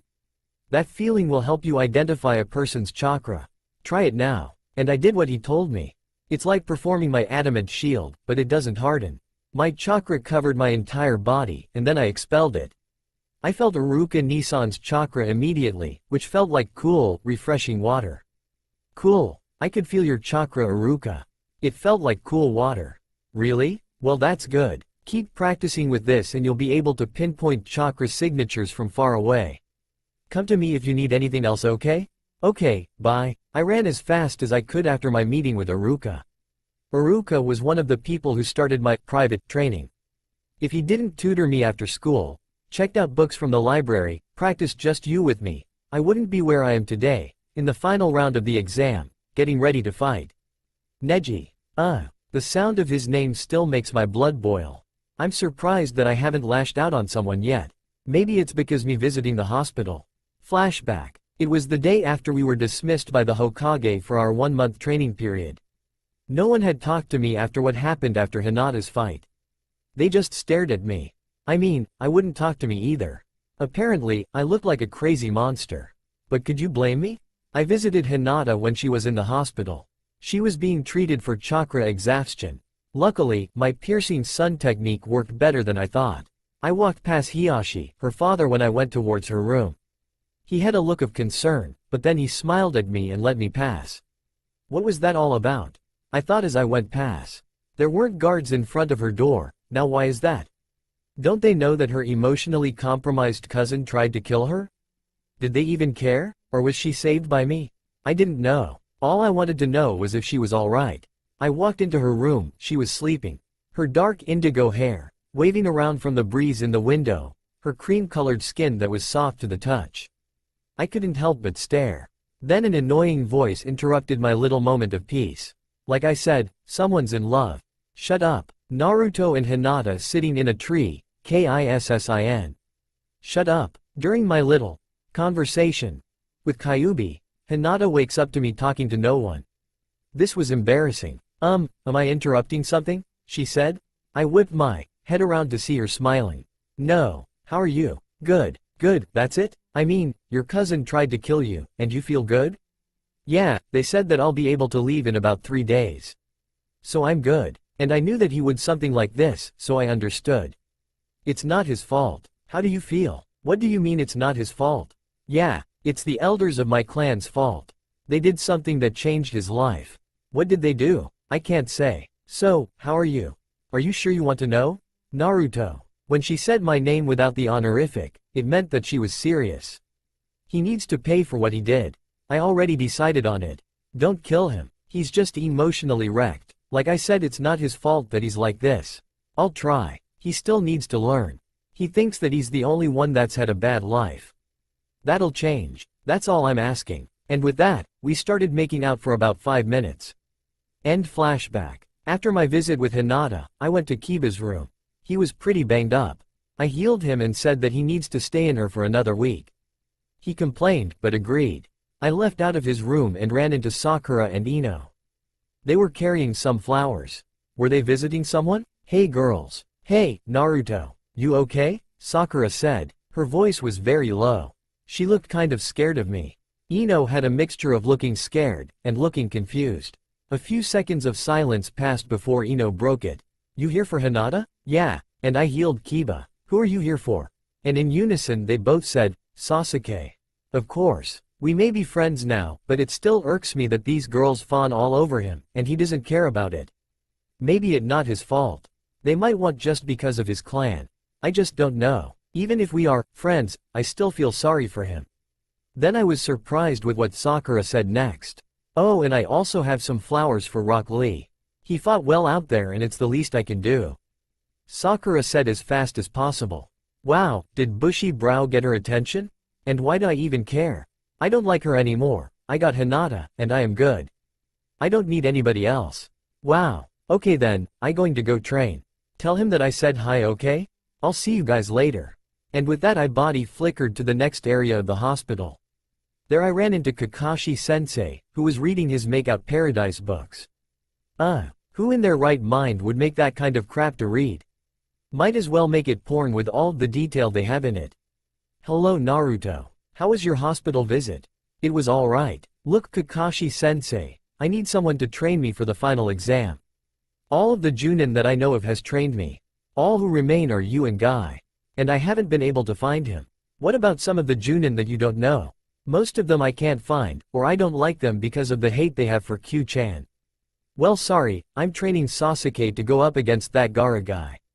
My hands are tied. Are you serious? Come on. He has the damn Sharingan. All he'll do is copy other people's just you and use them.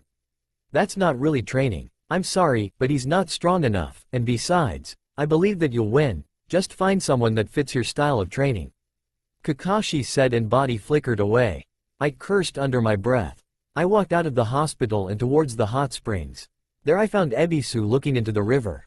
He then started to stare at some guy that was leaning on the border of the women's section of the springs.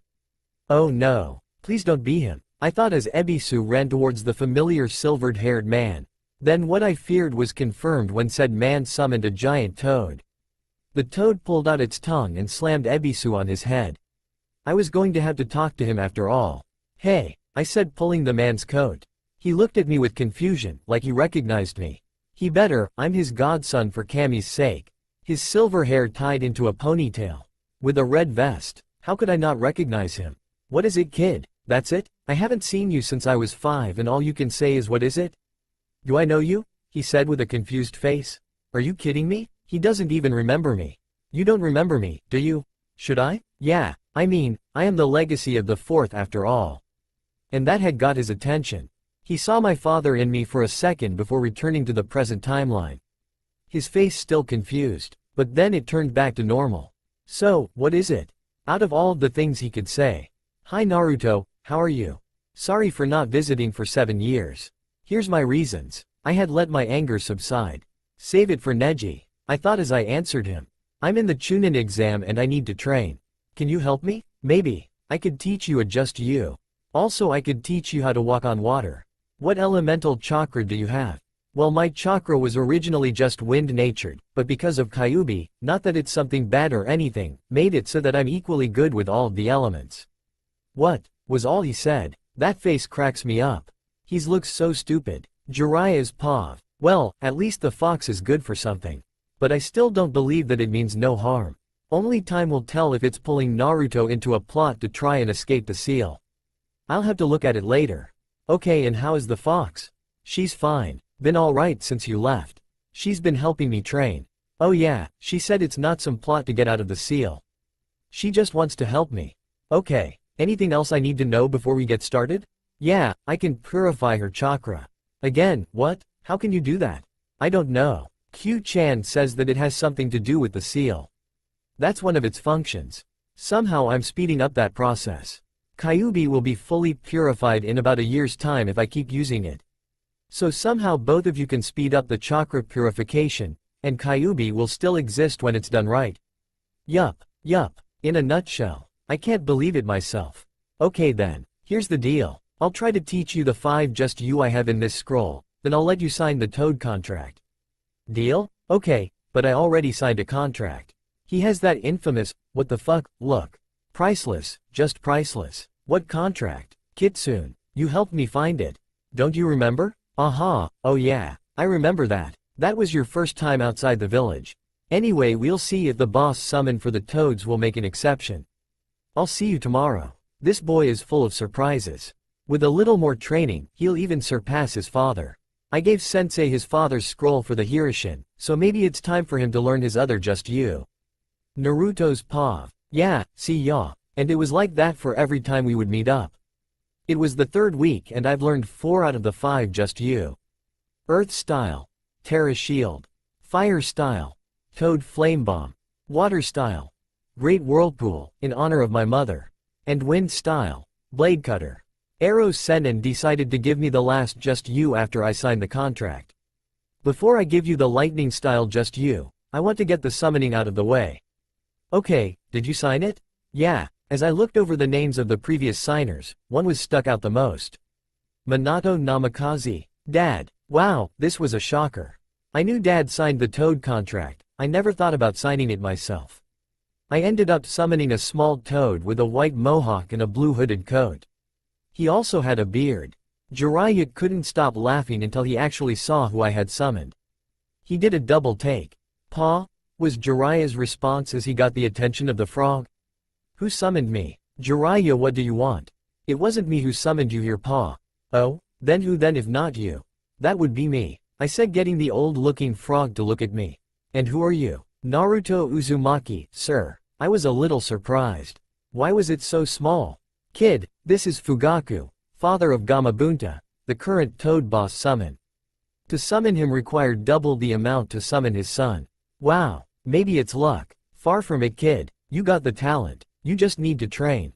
I was now nervous. Nervous as hell. Kit, you have the strongest Biju in existence sealed inside you. You can handle this small thing. That's not what I'm worried about. Then why so nervous? Because you have to talk to him. You're the boss for the Kitsune contract. You both have to agree to let me use both of you. Oh, right. The people are going to freak if they see me again. Hey, I got an idea. What? Use my Yang chakra. They'll still feel my presence, but it'll be the exact opposite of what they felt when I was last here. Wait, you can separate your chakra? How? While in reality I am generally good, like every other being in existence, I have an evil, or yin side. To separate them momentarily is nothing big to me. Okay then, I hope this works. Summoning Justu. Kyuubi no Kitsune. I said as a puff of smoke appeared. With it a giant, now white fox, with rose-red eyes, and red-tipped tails now stood before us. She looked cool in that form. Kid, what are you doing? You trying to get yourself killed? No. Both boss summons need to agree to me summoning them. Now shut up and watch. Kyuubi's chakra could be felt everywhere, like it spread out like a plague. But it felt different, a kind, protective feeling that washed over you. It felt like when your parents comforting you, their love being around you at all times. Like there wasn't a care in the world. She then changed her size and shape. She was now a 13-year-old girl. She wore a white long-sleeve shirt with roses on them. She had a red skirt with a white trim. Her features are what made her stand out. Her eyes were crimson with slits for pupils. Her hair was white and went down into a ponytail that went to the center of her back. Her ears were on top of her head, and she had 9 white tails with red tips. Hello, Kyuubi? Is that you? The frog was surprised to see her here. Jiraiya was very confused. He hadn't seen her in 13 years, and now she's a boss summon. And a babe. Must be driving him insane not to be able to flirt with her. Yup, this is what I look like when I'm not angry. So Kyuubi, why are you here? I'm here to talk about the deal for my kit. Naruto, could you come here please? And with that I walked right in between them. Both of them staring at me. Jiraiya was eating popcorn and waiting for something bad to happen. So much for asking him for help. As you know, I was sealed inside of Naruto. And because of that, I let him sign the Kitsune contract when he found it. I owed it to him after what had happened to him over the course of 12 years. Wait, what are you talking about? Pa said. Then Kyuubi began telling him about her being sealed into me. The bullshit I went through in this village, and all the up till now. Pa was impressed, and also sad. Pa, Minato, why did you do this? Was it because of the prophecy? Anyway, your child is quite impressive. To have been through all that has happened in your life, you still wish to be Hokage. You're just like your father. Always defended your home and the ones in it. Willing to give your life for those you know and don't know. How could I not agree? Naruto's pa. So can he summon your clan? First, I'm sorry for what happened to you. Second, Naruto, your father, Minato. He was a good man, and I truly missed being by his side. Was always in pretty interesting battles. He was never able to summon me though, so that means you're special. I would be honored if another Namikaze required me and my clan's help. He bowed and disappeared. Well then, looks like my work here is done. Kit, if you need anything, please feel free to contact me. Bye. And with that she disappeared. Jiraiya had his mouth open the entire time. Well, that went well. I said, breaking the silence. Jiraiya snapped out of it then. Okay kid, well now that that's finished, we better get going. Sarutobi-sensei probably wants to see you, and me, he said lowering his head. We walked through the street. I had my jacket off and my headband on my neck. The villagers gave me various looks. Glares, confused faces, blushing, the works. Then a new look that I never received came. A smile. Not a fake, disguise my hatred smile, but a genuine, natural smile. And it was towards me. Jiraiya was fuming over the female attention that I was getting. Not that I didn't like them checking me out, it's the fact that I'm taken. I don't want to hurt any girl's feelings, or get beat by Hinata if she found out. Ah, Naruto and Jiraiya-kun. Just the two I was looking for. I need a word, the third said as we entered the office. He was smiling, a lot. Like everybody else in the village. Must to have been Q-chan's chakra. The entire village felt the presence of the Kyuubi. Anbu were swarming everywhere. I was worried that the seal had broken. The feeling, however, was pleasant. Like the feeling you get when something great happens, but 10 times as joyful. Why is that? It's because of Kyuubi Gigi. I can summon her and her clan because Ero Sennin and I found her contract. Gigi was dumbfounded when he heard this. That still doesn't explain the feelings we felt. You're gonna flip after hearing this, said Jiraiya, interrupting our conversation. Oh yeah, I can purify her chakra, with her help of course. What you felt was the effects of her purified form. Gigi's jaw nearly fell off after what I said. I mean I thought it was going to be impossible at first, but proof was all I needed. Jiraiya was laughing at his sensei's face. His jaw nearly hitting the desk. Naruto, are you sure that you can summon Kyuubi safely? No ill effects of any kind? No altering changes to you? No. It is purely because of me and the Kitsune summoning contract. And by the way, that thing was tattered and beat up when we found it. There were thousands of names on it, now including my own. There weren't any names in the scroll that popped out. And because of the scroll's existence, Q-chan becomes the boss summon, completely bypassing the seal. Gigi was a little worried. I knew if I said that, he would be concerned. Don't worry, she returns to the seal when I believe that she's done. I see. I'll take your word on it and add it to your private family records. Seeing as you're going to be a clan head in the future. Oops, I wasn't supposed to say that. That phrase was in the air for a while before I let it register. What, I'm going to be a clan head? How is that even possible? Well, Naruto Namikaze, it's quite simple. Your father, Minato, our fourth Hokage, came to this village and established a clan as soon as he gained leadership of the village. And if he were to have an heir, she would belong to his clan, if they wished so. The same goes for your mother before she privately married your father. Kushina, as you know, was part of the village hidden in the whirlpools. Her grandfather being the leader at that time. She came here as a refugee and only survivor of that act of genocide. I was whimpering because of the story. My mother's entire clan was destroyed. I couldn't understand why someone would do such a thing. I wanted to avenge them, but then I would be no better than Sasuke, who's surprisingly getting out of his brooding phase, but not by much. I let the third continue. In short, Naruto, you have a choice of being the head of either the Uzumaki clan, or the Namikaze clan. Which one will it be? I was thinking about this really hard. I was torn between them. But then I realized something. It didn't matter whose clan I picked. I just needed to make sure that I make both of them proud. Gigi, I've decided to join and rebuild the Uzumaki clan. I know that my father has enemies outside these walls, as well as my mother. But I don't want to be seen as the son of the fourth. I want to be seen as my own person, which I will do with my mother's clan. Well said, Naruto. I'll tell the council before the finals begin. And speaking of your mother, these were left for you by her. The third said as he pulled out 2 scrolls. On scroll was the size of a blank writing scroll. The other was as big as the forbidden scroll. The small scroll is a message from your mother. The second scroll has artifacts that she salvaged for the ruins of the Whirlpool village. Please take your time looking through them. That is all for now, Naruto. I'll see you in the finals. Okay, and Gigi? Yes, Naruto? For what it's worth, Kyuubi said that she's sorry for what happened. It wasn't her fault. Orochimaru and Madara Uchiha killed her family, and then, well, you know the rest.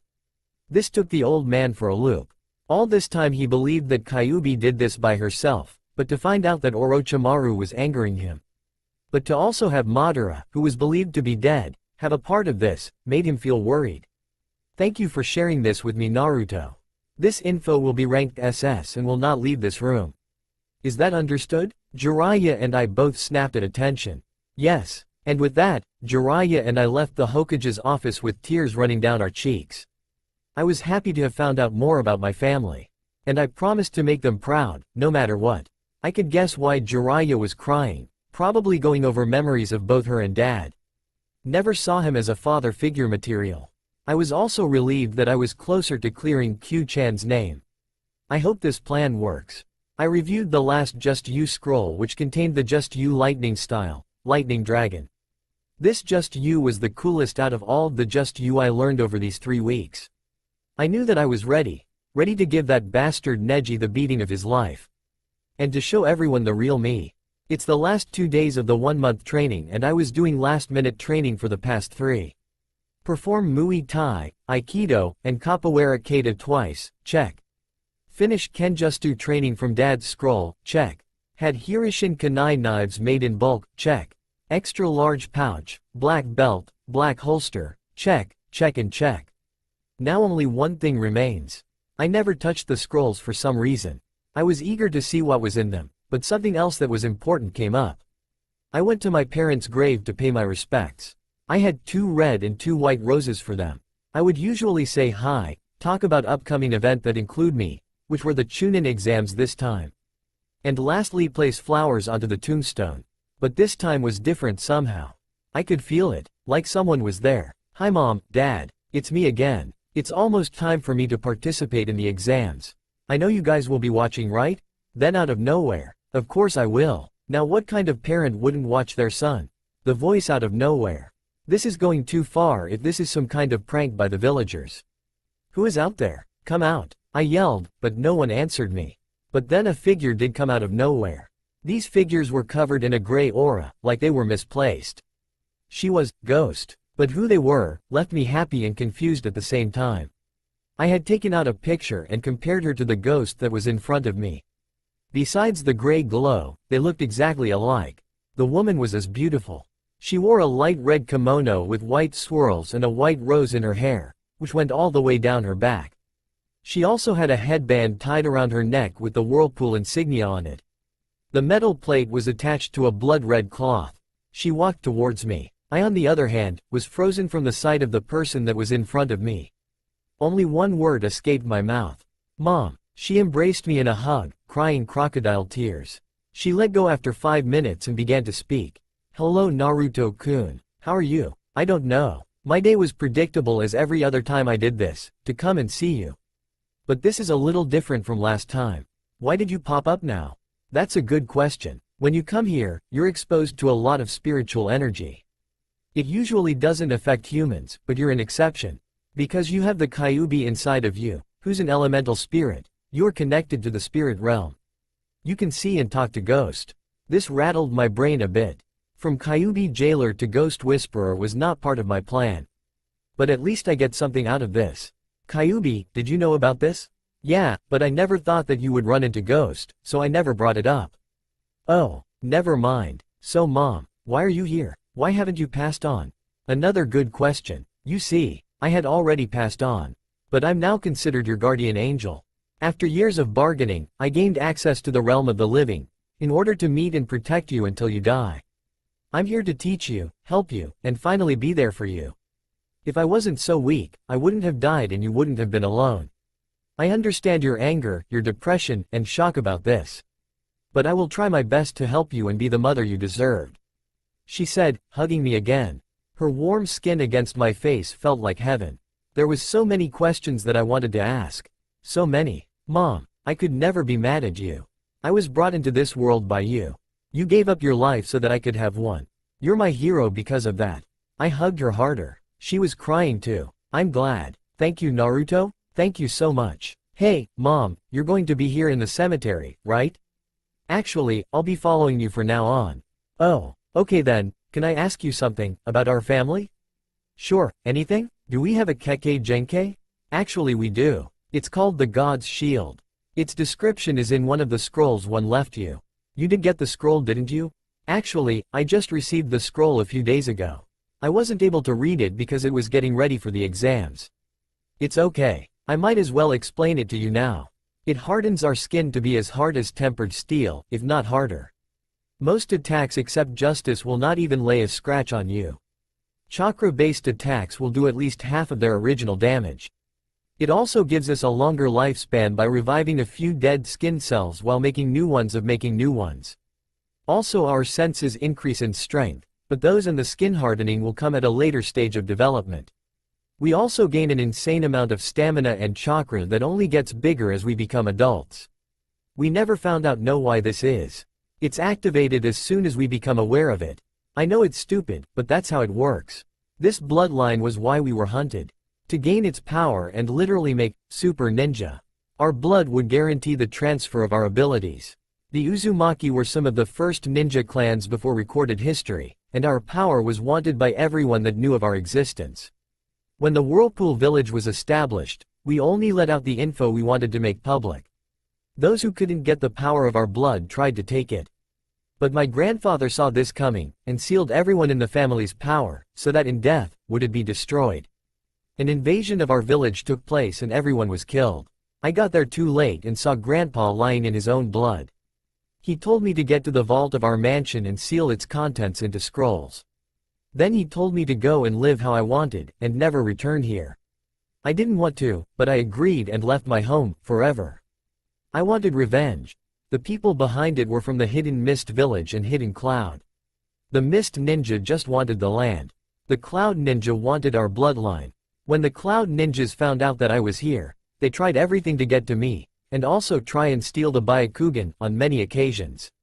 These events led to me meeting your father, the beginning of the Third Great Ninja War, and to your father's nickname, the Yellow Flash. It also led to my nickname, the Red Whirlpool. I was absorbing as much info as I could. I, out of all people, was a part of a legendary clan. A secret clan for that matter. I was also mad. My entire family was gone, erased from history itself. I was so mad. Mom saw this and asked if I wanted her to continue. I said sure. After the war, I had decided to, privately, marry your father Minato and place my family's valuables in the hands of Namikaze, knowing that they would be passed on safely to future generations. Our history was destroyed when the Whirlpool Village was destroyed. Forgotten from the world. Don't get me wrong, I loved your father with a passion. A clan like his was just as extinct as my own. We were the last of our kind and we wanted to fix that. So he decided that we get married and have kids. The Hyuga clan were the only family that knew of this because their clan head got married at the same time we did. My history is probably the oldest in existence. I felt kind of old now.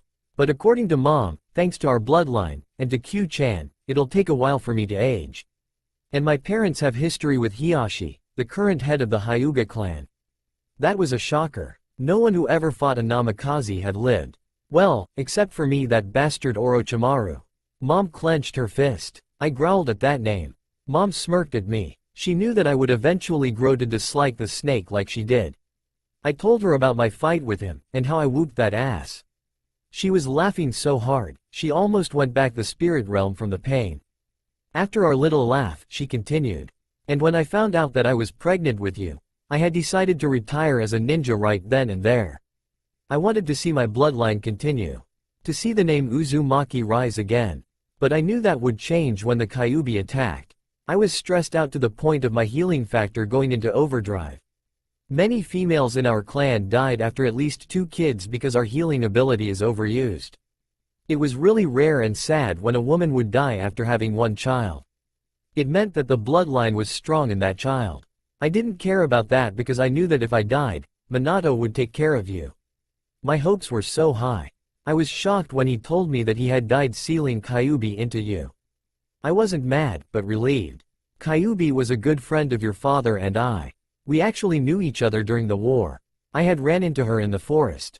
We talked and we've been friends ever since. So when he had seen her go berserk, he knew that it wasn't her fault. So he sealed her away so that she couldn't harm me, you, or this village. The thought of you being harmed took its toll on me, and it was then that I died from blood loss. Q, did you really meet my mother? Yes. You never asked if I did or not, nor did you ask if I knew your father, so I waited until I felt like you were ready to find out. I was crying. My dad was really the hero everyone saw him as. To give his life to save other, to do what was necessary. I had respected him even more. And my mother made sure that someone was in my life, to watch me grow up.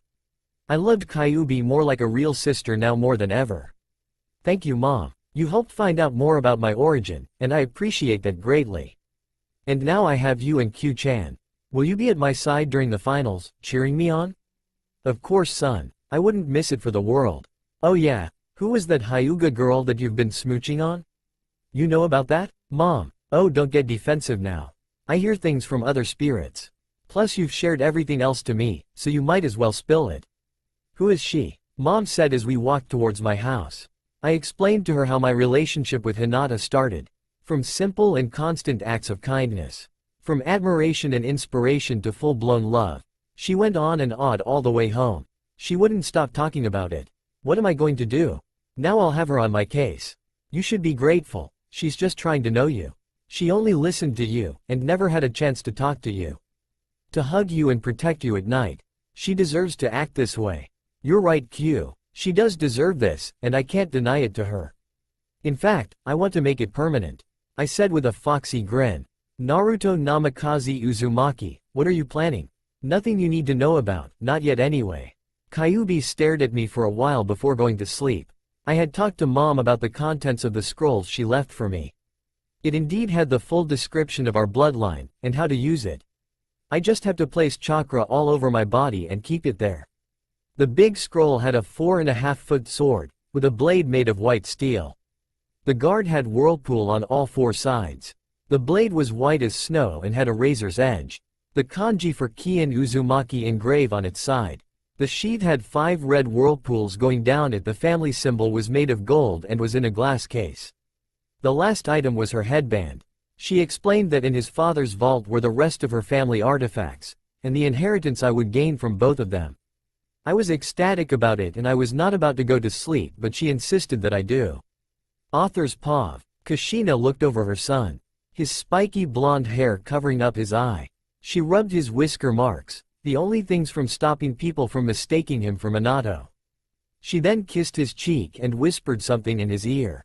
Something that would, sleep now, my little maelstrom, it's time for a hero to be born, and a legend to rise. The path of the gods' shield will be walked again. We were protectors of the world, and now it's your turn. Naruto's POV. It was time. Finally, this mask, this poor, excuse-filled shell of who I pretended to be now dies today.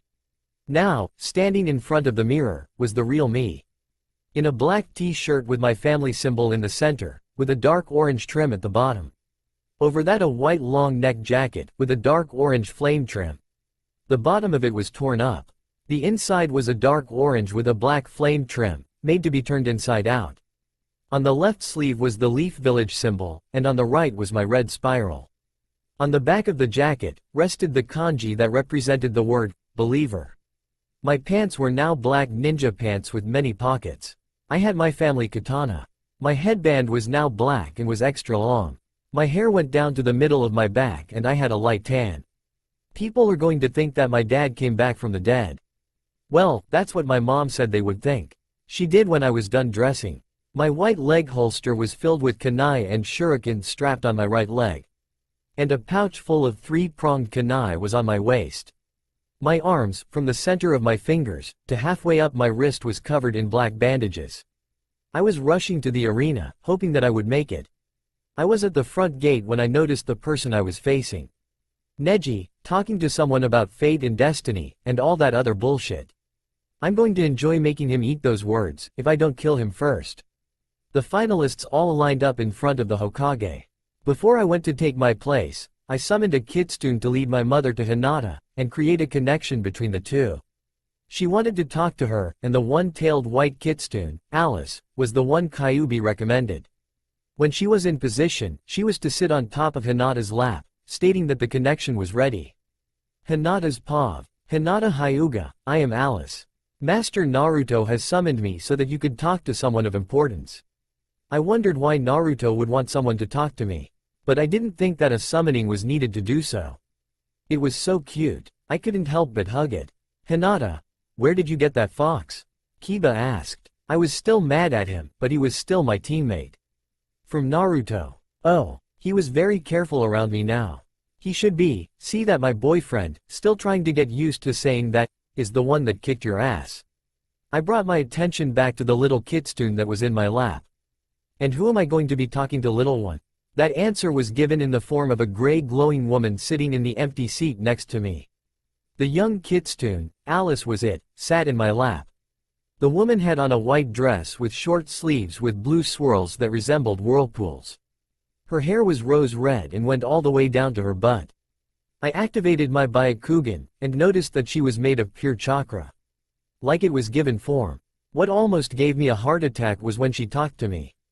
Hello Hinata. I'm Kushina Uzumaki. I'm Naruto's guardian angel, and his mother. This threw me for a loop. I was about to run until I looked at the demon fox and she nodded her head in reassurance. This ghost wasn't lying. She was Naruto's mother. What am I going to do? Hello, Uzumaki-san. It's an honor to meet you. I said, trying not to stutter. I was nervous as hell.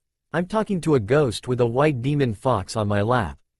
Plus, it's not just any ghost, it's Naruto-kun's mother. Would she approve? Would she haunt me if I didn't care for her son? Would she even like me? Hinata, please. Call me Kushina. I always hated formalities. I was surprised. She acted like Naruto-kun so much. From the same big eyes, except they were green, to her big grin. She was very kind. Okay, Kushina, has Naruto TT told you about our relationship? Damn, the stuttering is back. I need to stand my ground and be calm. I can do this. Stay calm. Yes, and I'm not surprised that he picked you. After all, he's not into loudmouths like me. I'm quite glad that he picked you. Ah, you look so much like Mizore. You knew my mother? How? Of course I knew her. She was my first friend when I moved here. I actually hooked her up with Hiyashi, and got married right beside her. She was a beautiful woman. I couldn't believe it. Not only did she know and befriend my mother, but she was the reason my parents got married. She's the reason why I was born. I was crying, but also tried to hide it because Kiba was listening and my father was watching me. Thank you, Kushina. I never knew how my parents met. You're basically the reason that I'm here in the first place. It's nothing. Just make sure you take good care of my little Naruto-kun, okay? I blushed furiously from that comment. I hadn't blushed that much since my first makeout session with Naruto. I couldn't help but giggle. Yes, I will. Good. Now let's enjoy Naruto kick some ass. Right, but of course, I thought, me and her are going to be great friends. Naruto's POV. The proctor named Genma Shiranui was reviewing the rules before asking for me and Neji to step in the center of the arena. I was standing next to Hinata and gave her a kiss, which got me some glares from her father, Hiyashi, and some of the villagers that were in the arena. Wish me luck. Oh, hold on. I changed my eyes into Kyuubi's and everyone that stared backed off. I kissed her again and walked away. The women in the arena were staring holes into me. They didn't blink, like they were sentries. They must be checking me out. Giggles. And in a flash of orange light I appeared a few feet in front and away from Neji. Audience's POV. Who is that tanned god of a man? Wait, whiskers, Naruto? Ino. Don't kill him, Naruto-kun, Hinata. Good luck son, oh and good choice. Hinata's a keeper. Kushina. Damn Naruto, you look fine. Don't walk into an alley tonight, or you might be in trouble. Anko. Naruto? I swear to God I thought that was the fourth. Like father, like son I suppose. Kurenai. This is the pride of our village Kasuke-sama, Naruto Namikaze Uzumaki. He's a force to be reckoned with. The third. A Namikaze? That boy is the son of Minato Namikaze. That boy, he's that blasted Minato's son? He's a major threat and must be dealt with. He must die. Kasuke, Orochimaru. Naruto, you've grown strong. Kabuto. Alright Naruto, show them what you got. Shikamaru. Uzumaki. Gaara. This boy is cute. I might not go with the plan if I have to kill him. But he's also like Gaara. He'll probably stop Gaara if he gets serious. Tamari. This boy is a danger to our plans. Gaara has to kill him first. Kankuro. This boy is like Gaara. What Biju does he contain? Baki. He smells like foxes, but not any fox I know. What's up with Naruto? Kiba. Naruto is cute. Wait, I like Sasuke. But Naruto. Sakura. Then I guess it's time. Good luck, Naruto. Asuma. Hirishin. Minato, your cub is full of surprises. Sume Inuzuka. Minato, I'm sorry I couldn't help him. But I will not let him suffer anymore. After this fight, things will change. Hiyashi. My Kikai are acting the same way they did during the second exam. Who are you, Naruto Uzumaki? Shino. Naruto, Pav. I stared at Neji. The hate and arrogance in his eyes makes me sick. He thinks that because he follows the designs of fate, everyone else must follow theirs to the letter. This is when my mind went into a one-track phase. Whoop his ass. And that's the plan. The proctor stepped forward and waved his hand to get our attention. The first match, Naruto Uzumaki. I interrupted. Naruto Uzumaki was not my full name. It was not who I was. He needed to be corrected. Proctor? Why did you interrupt me? I needed to correct you. That's not my full name. I'm sorry then. What is it then? Everyone in the audience leaned in to hear me. Those who knew were smiling while the others were wondering what I was talking about. Here was the answer they were looking for. It's Namikaze Uzumaki. My full name is Naruto Namikaze Uzumaki. It felt like time itself froze. Some people were smiling their ass off. Others were in an uproar, calling all sorts of names. Shouting all sorts of bullshit. How dare you use the fourth's name? Stop mocking him and what he stood for. Yeah, shut up. You could never be a part of the fourth's family, and all other nonsense. Now I was pissed. How dare I? How dare they treat my father's wish like it didn't mean shit? How dare they treat me the way I was treated for 12 years straight? 12 years. My life and the way it is their fault. Like they're saints. I had shut them up by unleashing 2 taels worth of Kyuubi's ki. Everyone was either frozen, throwing up, or soiling themselves. Some were doing all 3. I had roared to make one thing and one thing clear. Naruto's Pav. The audience were enraged, but kept their mouths shut. After my little outburst, they better be keeping quiet. Some of the adult shinobi were also angry. I could see the rage building in their faces. Looks of disgust, worry, confusion and oddly enough, relief and happiness were coming from the people I did know who were in the audience. Audience's Pav. Kushina-chan, did he just say Namikaze? Hinata. He sure did. Be proud of him, your boyfriend's the son of the 4th Hokage. Kushina. Naruto, a Namikaze? That's impossible. According to the records, the 4th was an orphan. No family at all. So how is Naruto related to him? Unless, Kiba. Namikaze. That's the 4th's last name. They do look alike. Ino. Took him long enough. This day is going to be so troublesome. Shikamaru. You, Gaara. A Namikaze? This is even worse than I thought. We have to think of something quick. Baki. Finally, I will have my revenge on that fool Minato, and killing his only son will do the trick. Orochimaru. Well done Naruto. I need to make preps for you introductions as a clan head. 3rd Hokage. A Namikaze. No wonder Lord Orochimaru lost. Kabuto. Naruto's Pav. What are you talking about Uzumaki? The 4th never had any relatives. Said Neji. Of course no one would believe me. The vessel of the Kyuubi no Kitsune could ever be related to the one who defeated it. Impossible, right? That's what's probably going through their minds right now. Neji, what you know about the 4th and what he did that night is a lie. But we'll talk about that later. And without another word, I threw a kunai with a paper bomb attached to it. The audience, and Neji, were expecting an explosion. But what they didn't know was that it was a decoy. It used for me close the gap between Neji and me. He planned on catching it and throw it back at me, but he didn't notice the formula for the Hirishin on it. That led to me getting in his face. Where are you going? How did you? I ignored Neji's question and begun another verbal assault.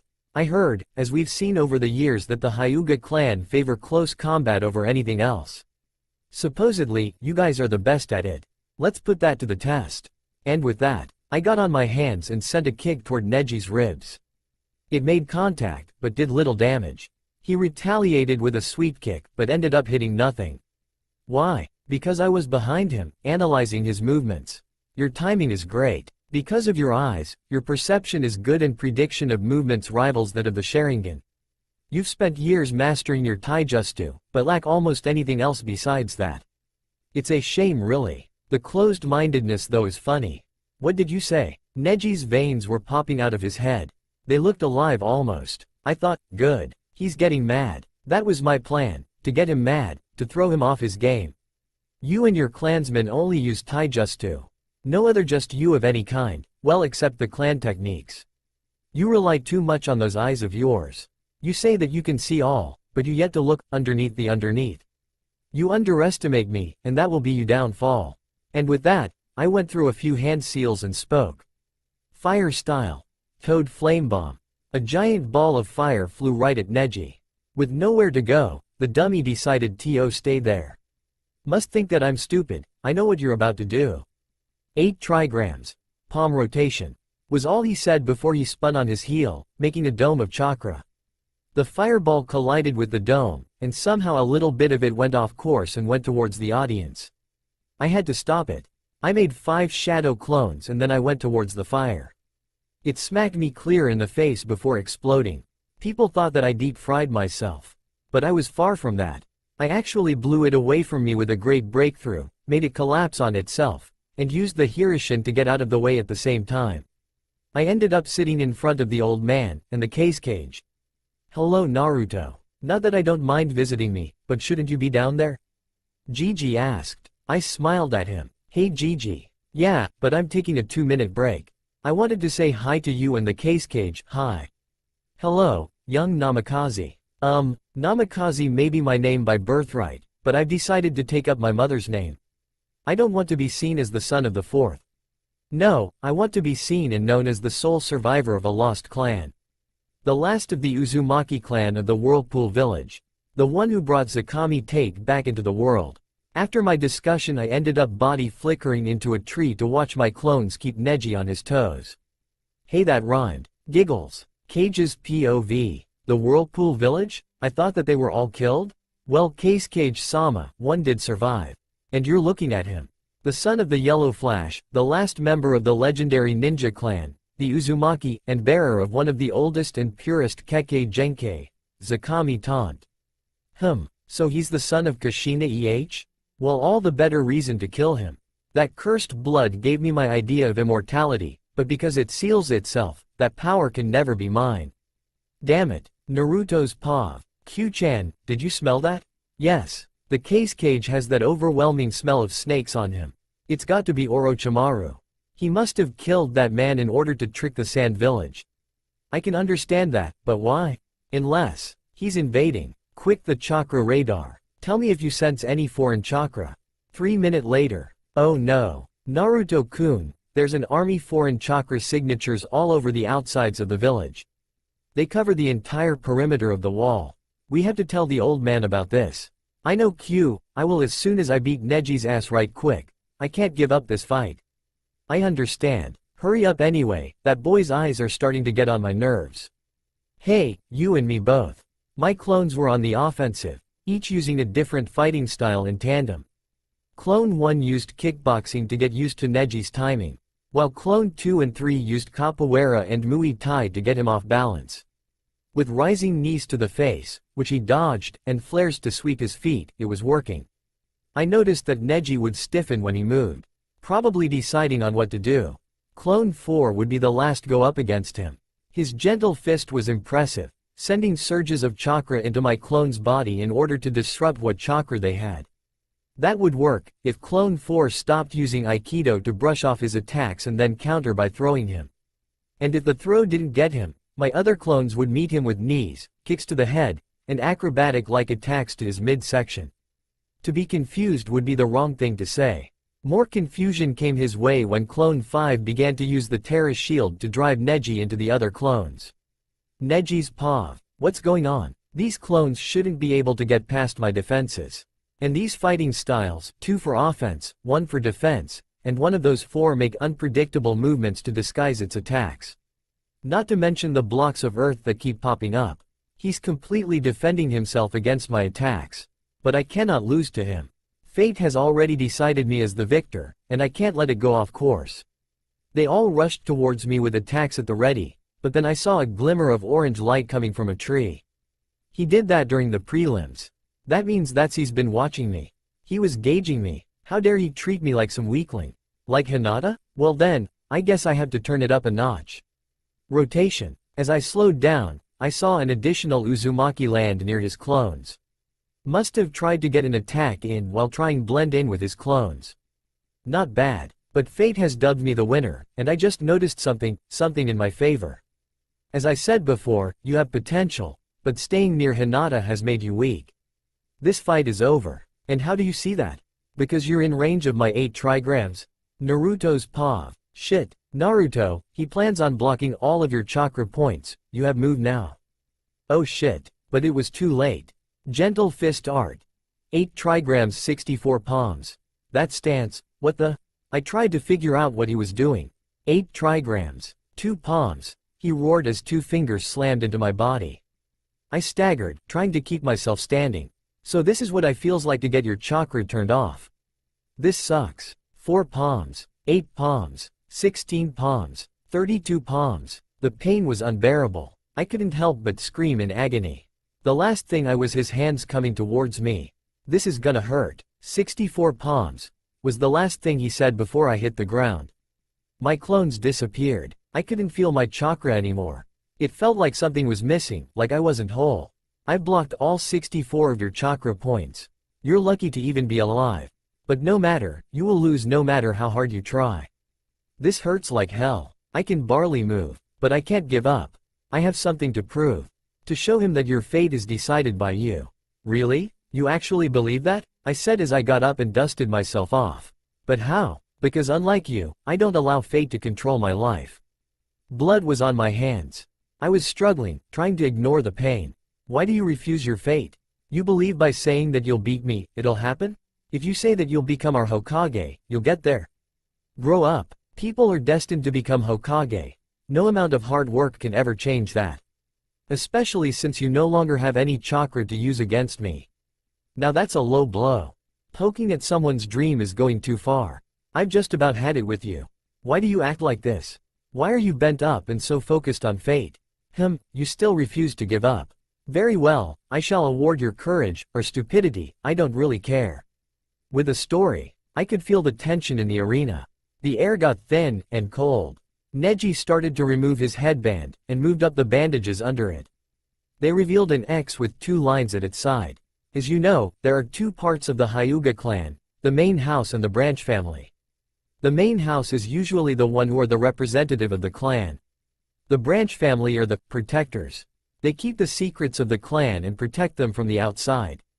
But then, during the beginning of the clan, the main house used their power over us to keep their ultimate secret, the power of the Byakugan. This thing on my forehead is a form of curse mark. To our clansmen, it is also known as the caged bird seal. I was 4 when I received mine. This was crazy. The main house uses these seals protect the Byakugan? He's kind of like me. I actually feel sorry for this guy. These seals were abused by the main house. They would activate them, causing massive amounts of pain to the one who bared it. It was a warning.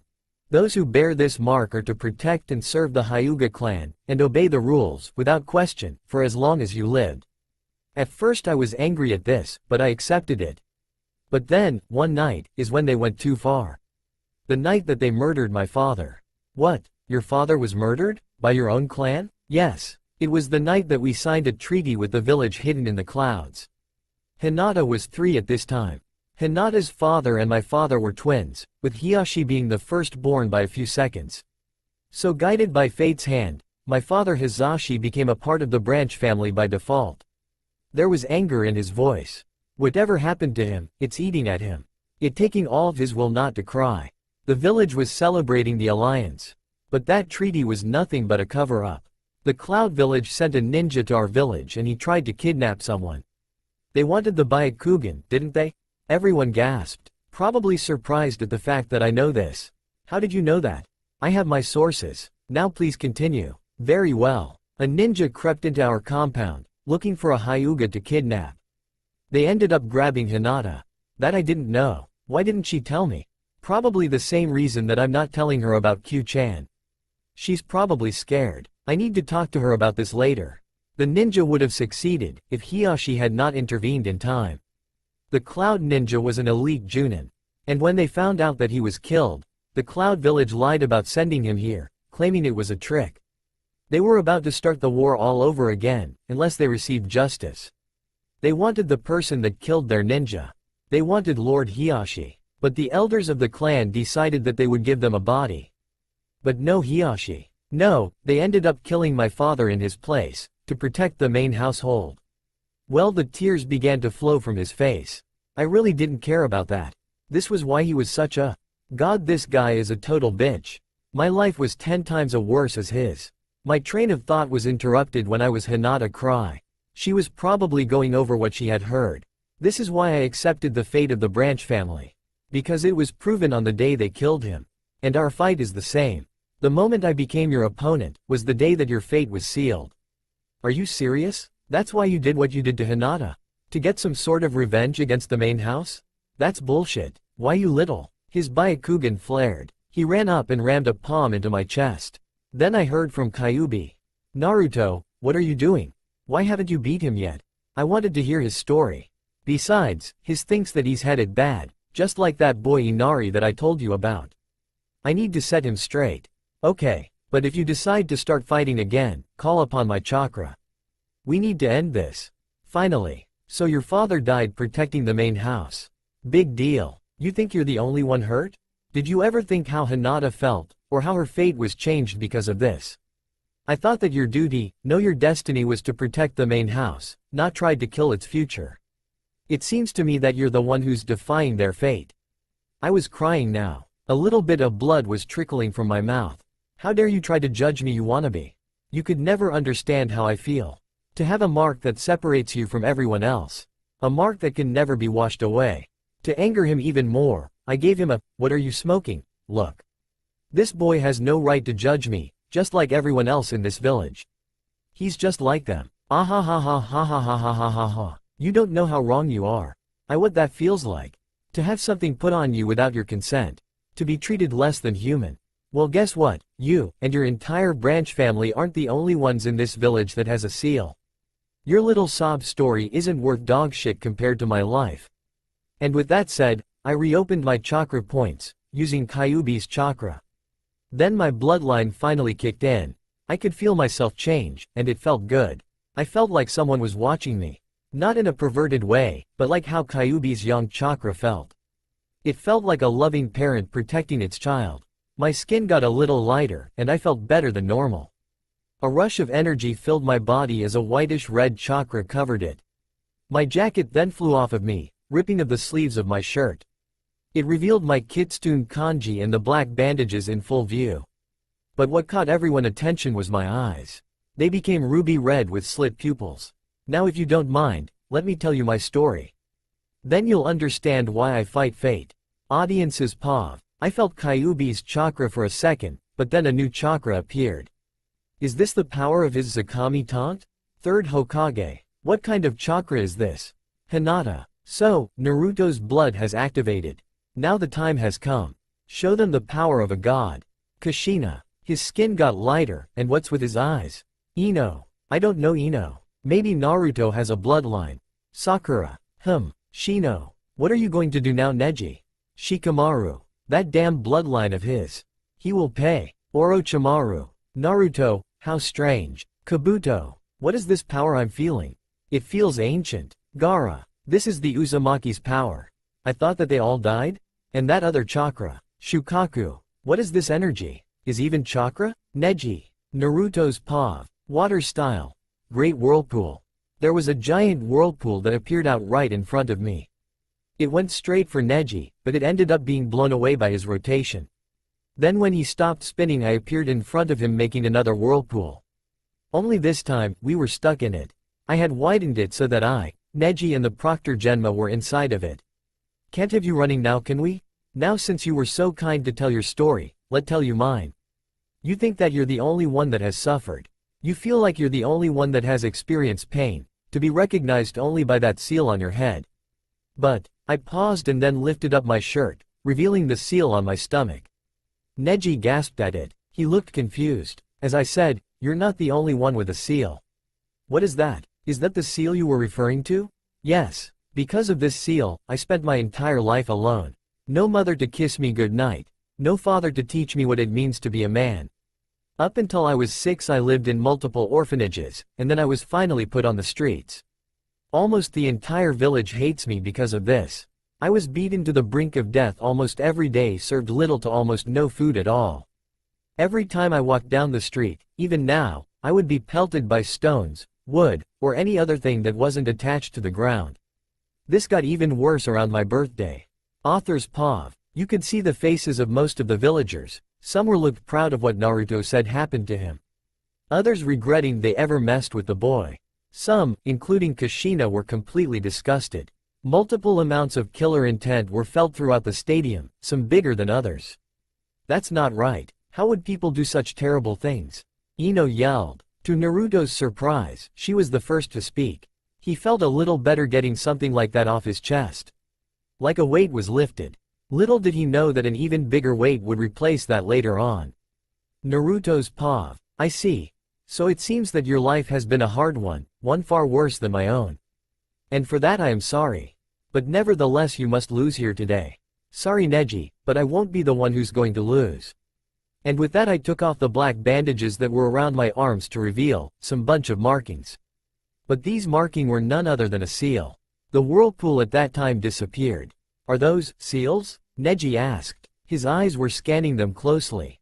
So observant of you. Yes, they are seals. But not just any seals. And I flicked my hand outward, and watched as it disappeared in an orange light. Then out of nowhere, Neji was hit straight in his mouth. As he got up he noticed what everybody else did. My arm was somehow detached from my body from the elbow down, floating right in front of them. This is the modified form of the Hirishin seal. I had studied the seal as soon as I got them. They were a present from my father. I practiced and experimented with it to see how it worked. It uses a rather large amount of chakra to literally rip a hole into another dimension. Said hole is instantly repaired, thus the flash of light every time it's used. When I mastered it I came up with a way to make the Hirishin a little bit better. I've combined the original Hirishin formula with a chakra storage seal. So instead of my entire body, my limbs are allowed to travel at the speed of light and attack my opponents from anywhere I want. But this takes up an even larger amount of chakra, and takes time to prepare. Luckily I have those in surplus. Everyone was in shock. No one but a few knew about how the Hirishin seal worked. And those few that were in the stadium, Jiraiya, Gigi, were smiling dead at me. I smiled my trademark grin and did the peace sign as with my floating arm, as it returned to its proper place. The seal was set so that I could do this continuously for about 10-15 minutes. It does a number on my muscles, but thanks to my bloodline, and Q-chan, the pain would heal as fast as it came. The only problem was the amount of chakra used to do it. I have pumped chakra into the seals, then use all of it before I can pump more.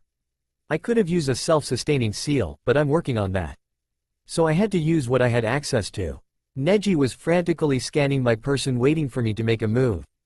But even with the Byakugan, all he would see is a blur of orange light. At that moment L flicked a kunai into the air. Unfortunately for Neji he didn't see my other arm pop up from under him and land a palm directly into his diaphragm. He was being jerked left and right. Sometimes he blocked the punches with a weak version of his rotation. He was sweating bullets before I decided to run up and grab him. I can't defend myself from this. What am I going to do? Well, first of all you can stop talking to yourself, you look crazy. And also you can brace yourself. For what? This, I said as I stabbed myself. Half of the stadium gasped. Hinata covered her head, while my mother shook her head in disbelief. But then things got really crazy when I exploded, and became a gust of wind. The wind swallowed Neji and suspended him into the air like a puppet on a string. The whirlpool had dissipated, revealing Neji in the air. What the hell? I can't move, or breath. That would be the combo wind I just used. The first one was the Kamikaze Bushin, or Divine Wind Clone. It disappears like a shadow clone, but it turns into a gust of wind with enough force to rip tree from out of the ground. The second just you, and the reason you're up in the air, and can't breathe, is because of my air prison. It revolves around you, and takes the air from your body. Not bad, but I always have a backup plan. 8 trigrams giant rotation, and he spun around to make the usual dome of chakra, but this time it was bigger. The ball eventually started to make an imprint into the ground. When it dissipated, Neji was still in the air, trying to catch his breath. But he wouldn't have the time to do so because I had used the Hirishin to get directly above him. That was close. Thought I was a goner for a second. Well, you did well. Maybe now you'll understand that you can always fight your fate and change it. And if you don't, oh well. Wind-styled taijutsu, Buddhist palm. I slammed my palm into his chest. The stadium was dead quiet. The wind started to pick up and all you could see was Neji, hurling towards the ground at breakneck speed. Then there was a giant crash. You could hear the impact, like it was 100 paper bombs exploding at once. The stadium was shook to its core. Everyone either held on or ended falling over to the row of seats in front of them. It was funny sight, the people falling over I mean. When the smoke cleared, I could be seen standing on the already cracked wall. The entire arena was wrecked beyond recognition. Genma was with the two cages, who were still waiting for the end result. Everyone calmed down and observed what left of the arena floor. I was now walking to a crater, probably a foot deep. And Neji was in it. His face cringed every 30 seconds. I marveled at my work. The plan was to knock him out, but this would have to do. I stood over him, examining the damage. I can't move. Why? Well, unlike Kiba's injury, you're not so lucky. Besides your skull and spine, almost every single bone in your body is either fractured or broken slightly. In a month or 4, you'll be okay. Everything will back in place. But until then, your life as a ninja is temporarily suspended. The only two people that can heal you now is either me, Neji, growled at me because of that, or Granny Tsunade of the Sanin, and I doubt that she makes house calls, considering the fact that she hasn't returned here since the Kyuubi's attack. Neji was in serious pain, he needed medical attention, and fast. These fractures and breaks needed between C-class to low A-class med ninja to be worked on. I guess those clones really helped out. They're your specialty after all. Actually you're half right. You see, I would have been a genin 2 years ago. But there was one just one that I could never get, no matter what I did. That's right, I failed because of clone Justu test every time. So don't talk to me about fate. Because I've fought it my entire life, and I've yet to give up. Neji looked up in the sky to see a bird fly away and over the stadium. You can write your own destiny too, because unlike me, you're not a failure. In honor of the cartoon I put this line in. Just then Genma walks up to me and raised my hand and spoke to the crowd. Winner. Naruto Namikaze Uzumaki. The crowd erupted with applause and praise. I raised my hand to the crowd and they got even louder. I could several groups of people chant my name. Audiences pav. Wait ta go Naruto. Kiba. Thank God. Hinata. Well, there you have it. My sons know his way to the top. Good job, Kushina.